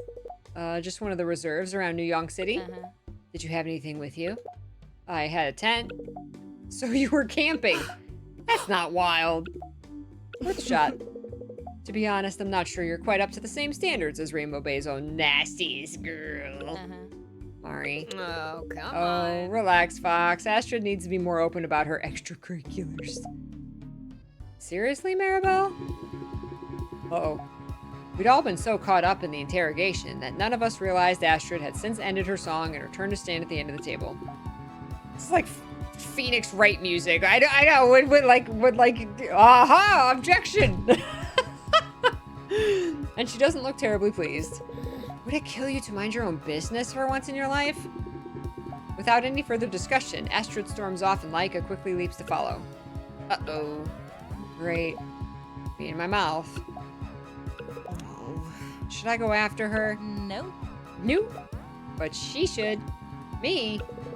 Astrid doesn't really react well in the heat of the moment. She'll need time before she's ready to see Maribel again. Good boy, Cardigan. Guess I better go quickly if I want to catch up. I hope she hasn't gone too far. Helpfully, Astrid is nowhere to be seen. Helpfully? Helpfully. I guess my options are to go back and face the terrible 2 again, or take a guess and keep on walking. If only she'd left a trail of breadcrumbs or something. Half a moment later, this whole game is sarcastic. Half a moment later, I find breadcrumbs. Of a sort, anyway. A few tufts of white fur on the sidewalk, following the dog's fur. Perfect. Thank you, Laika. Once more, on to the beach. In the quiet of the night, I hear heavy footsteps, only lightly muffled in the packed sand beneath them before I even see the shoreline. Astrid is sprinting back and forth across what little dark sand hasn't been swept under the tide. Laika follows closely behind her. With Cardigan in tow, I march down the steps to the sand and sit further up the dunes, watching the 2 of them run drills. After a surprising number of laps, Astrid finally calls it quits and flops backward onto the sand only a few meters away. Blowing off steam? It helps me think. What are you thinking about? Now, honestly, not a lot. How about 10 minutes ago? Don't ask. Doesn't matter. Sometimes people need coaxing to be sure they're safe to talk about something. This doesn't feel like one of those times. Astrid seems calm, like it really doesn't matter. She splays out in the sand, Laika curling up beside her, a shelter from the night's chill. Stars are bright tonight. Ooh, stargazing. I glance up. She's right. The wind has swept most of the day's clouds away, and with the business district largely shut down for the night, more stars than I'd ever seen in New York adorn the sky, winking down at us. We're definitely going to kiss under the stars. Whoa. That one there? She points up to the sky. I honestly cannot tell where she's pointing. That's Jupiter. That's not a star at all. That's my favorite sailor's guardian. No, but it's still important. Jupiter symbolizes strength of expansion. Are you a Sagittarius? No, my sign's Aries. Right. Well, during Sagittarius season, Jupiter gives us its energy. It's all about open-mindedness, adventure, travel. I like this nice music that just started. Ooh, oh, yummy eternal. I hope it turns out good. Jupiter's a failed star, but we don't judge us, right? Supposedly that means we get all that too, even if you're not a Sagittarius. I'm just saying it's a pretty cool planet. Seems like it does a lot for us. What about you? Oh, What's your sign? I'm a Scorpio sun. Oh, cool. Gemini moon, Virgo rising. I won't get too into it, but my Jupiter is in Sagittarius. Wow, she likes her astrology. I don't know what any of that means. Oh, I didn't even know there was more than one sign. I like to read about this kind of stuff. It's interesting. That's great. It's really interesting stuff, even if it goes mostly over my head. If a date starts rambling about astrology, I'd be out so fast. I'm glad you don't think it's weird. Maribel makes fun of me for being into airy, fairy astrology. She says it's funny because I seem so serious on the outside. She loves to make fun of me. I'm sorry. No, I'm sorry. Astrid shuffles back in the sand, moving to sit beside me. She smells like some kind of floral soap, despite breaking a sweat. Out of the corner of my eye, I notice Cardigan and Laika starting to play again. Aw, they like each other. I really wanted tonight to be fun. This probably all seems really petty. She just really got to me this time. I get it. There were people back home who pushed my buttons all the time, too. You missed them? Not really. Not enough to distract me from being here. That's a nice way to put it. Thanks for coming after me. It's nice to have someone to talk to. She leans her head over onto my shoulder, and loose strands of hair fall forward over my top. I can see one bead of moisture just dangling on the end of one lock. It's kind of pretty, although it's probably sweat. I bite back my amusement, and I just let Astrid be still for a moment. I'm always happy to talk. We stay like that for long enough for me to lose any estimation. After a particularly brisk wind rolls in, throwing both sea and chill and sand at us, we finally break for the night. Astrid calls an awoober and to pick her up, and to pick her and Laika up, and I think about doing the same. This wasn't really what I planned, but it was nice. Yeah, maybe sometime we could, before I could finish that thought, a suspiciously clean hybrid pulls up beside us, ready to take Astrid home. In the spur of the moment, Astrid pushes herself up on her toes and plants one quick soft kiss on my lips. It's momentary, but it's sweet. Just a peck. Like, literally sweet. I taste her strawberry lip gloss on my lips. I kissed a girl and I liked it. The taste of her cherry chapstick. As the awoober leaves, Cardigan and I stand in the cold. You should have got in the awoober with her. Hey, Left Eye, how you doing?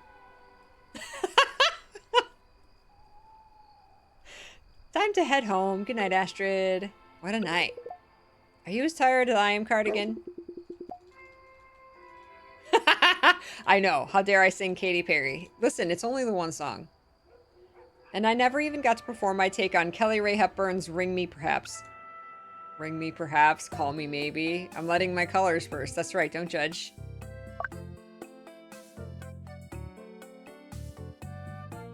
Dog adoption fair. All right.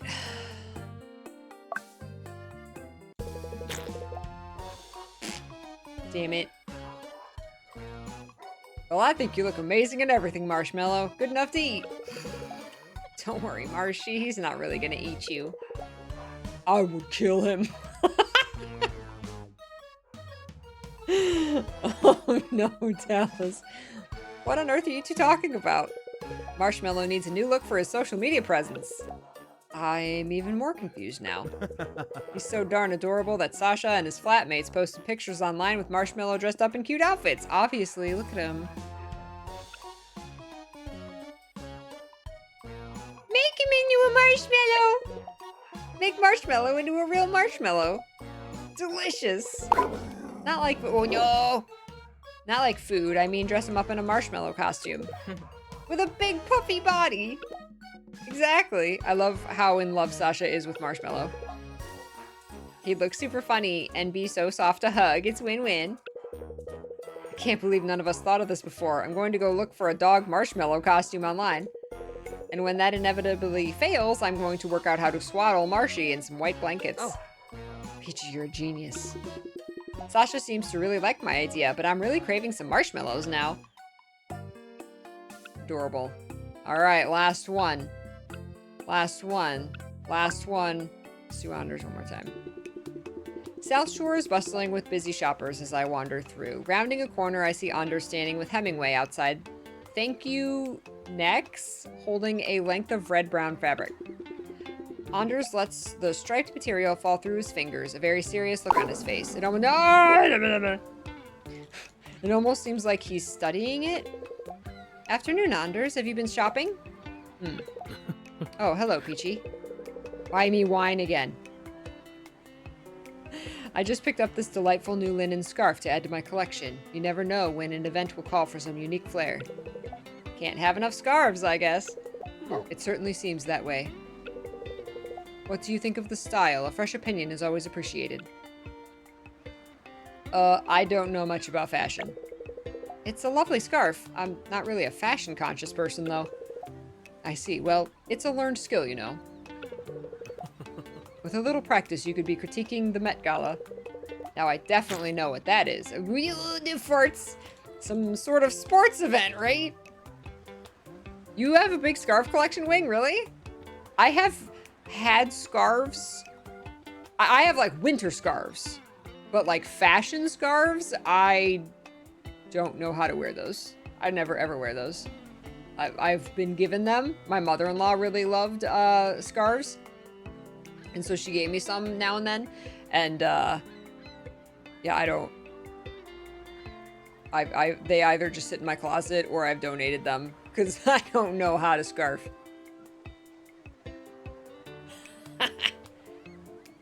Oh, Wing, yeah. Oh my god, the fashion scarf they gave out for Guild Wars 2 at Paris Game Week. Nice. That's not a scarf, that's a collectible. That was cashmere? Really? Oh my gosh. We have some work to do. Okay, we need sociability and fitness. Sprinkler party! Which ones haven't we done? I don't think... Have we done the gardening? I think we did. I think we've pretty much done them all. Big spoon, little spoon, puppy paddle. Frisbees. Walkies and talk. Our last one, let's squander the day. Let's just relax.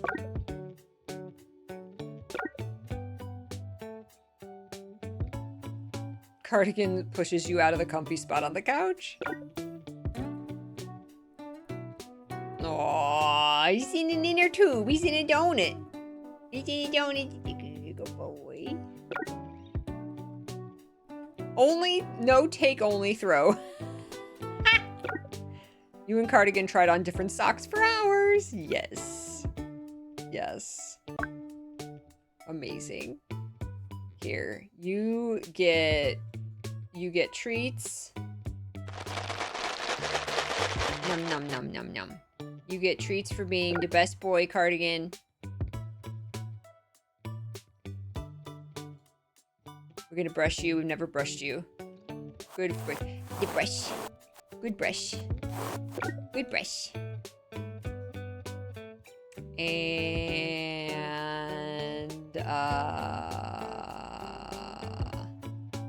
let's clean your ears. We never clean. There you go. Good job.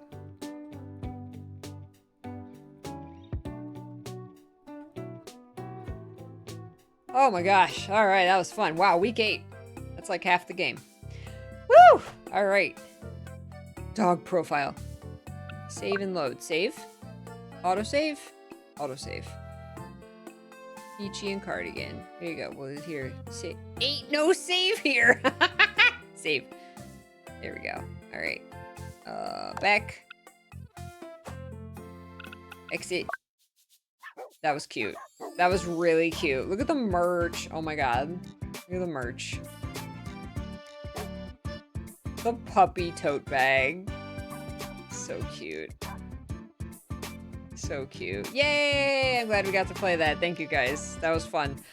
A lot of reading. A lot of reading. But that was fun to do for like a day. That's why we can't play any more Dream Daddy, because like my jaw just like can't take all the reading. So much reading. I'm gonna go rest my jaw. Oh man. Yeah. That was a very unique game. It was cute. You know, it was I like the concept of the, like, you know, it being like everybody has a dog, and so it's like, you know, it's for dog lovers and people are, you know, you have to like taking care of your dog. You know, it's very simple, but it's very cute. The tone was very different from what you expected. Yeah. It's a short game, you know, because I think you only go through those 15 weeks, probably. So it's hard to shine as a dating sim in a post-date everything world, unfortunately. Yeah. There's a lot of good dating sims out there. This reminded me a lot of Dream Daddy. I know Anders going for the shag on the first date. No, seriously. Like, yeah. Hey, we only played it for one day.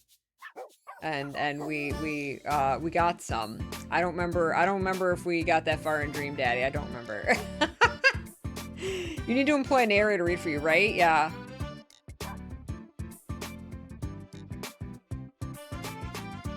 The music is super cute. I love the music. The music is very catchy. The dogs were adorable. I loved how unique the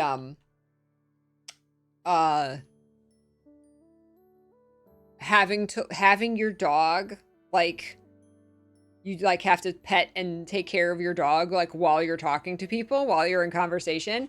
Like the first time it happened, I was like, oh geez, are they really gonna do this?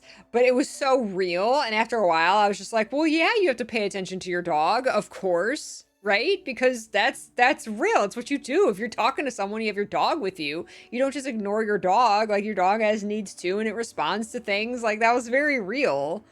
Yeah.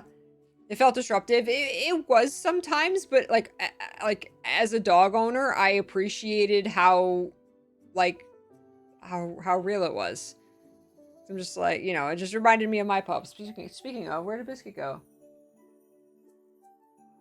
Doggies legit are disruptive. They are. They're not like cats that they just like sit there and entertain themselves. Like, dogs need constant attention. Dogs need it. They ask for your attention, and they, you know, you gotta clean up their poop, and you gotta, you know, they'll get distracted by something. Ooh, squirrel. You know, like that's a dog. That's it.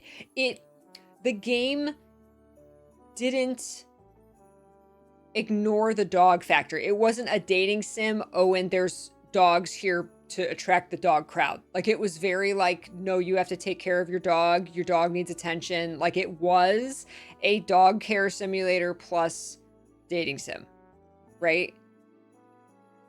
Pooped mid-conversation, exactly. Biggest gripe is it felt like the dating sim and the dogs were two completely separate elements.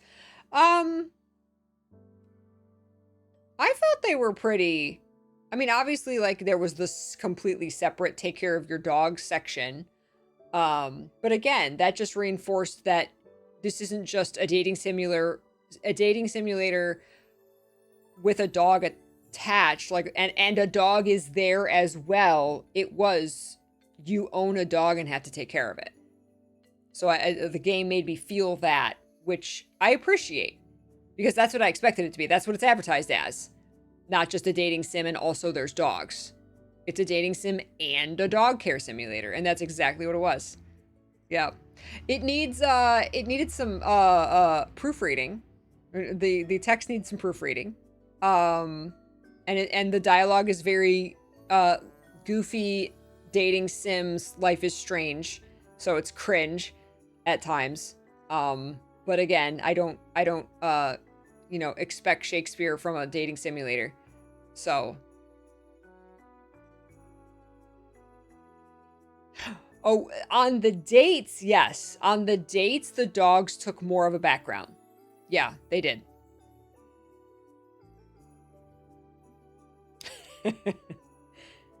Right, you can't stay out all night. You gotta go home to your doggy. Exactly. Meet dogs, date their owners. That's right. Yep. So it was cute. It was very cute. Yeah. Oh.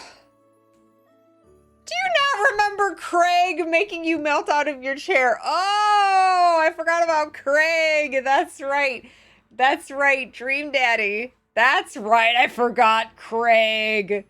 Oh, Craig. That's right. Didn't we like do it in the woods or something?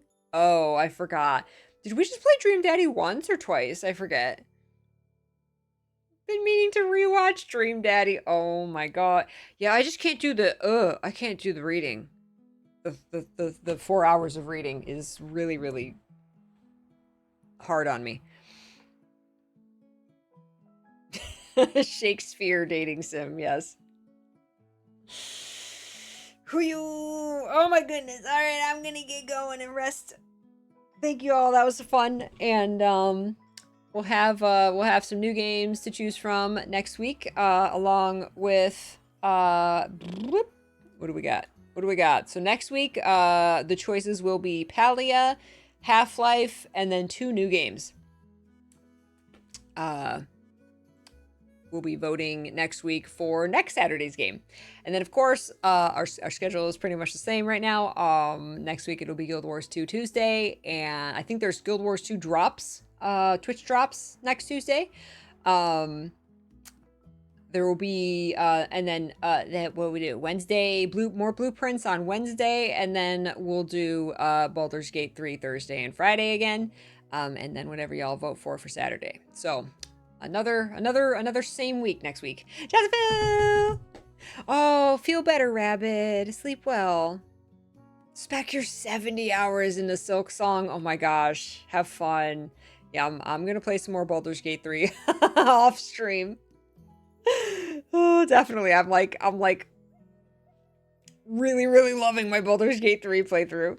Thank you. Thank you all so much. I really appreciate it. Thank you for all the support this week. Thank you just for being here, for hanging out, for being fun, and all the joy. I'll of course be on Mr. P's cooking stream every single night. It's gonna be a little later tonight because he's out golfing right now. So cooking stream will be a little bit later tonight, and I will talk to you all in Discord. And see you next week. Have a wonderful weekend and take care of yourselves. Okay. Take care of yourselves so we can keep enjoying the things that we love and playing all the games. Ooh, 100% completion without dying, Spec. Ooh, my goodness, good luck. Hi, Fayez. I'm enjoying these weekly Saturday votes. Yeah, I'm so glad. I'm so glad. I like it too. Thank you all, of course, for the support. Thank you for that, Fayez, because you know I'm always curious how when we do things like this, like how do you guys enjoy it? So yeah, I like, rather than having like the entire month is like you're choosing between games. Now, granted, that's always been, when we do the September vote for the entire month, that's always been for like a long playthrough. So that's different than these shorter games. Yeah,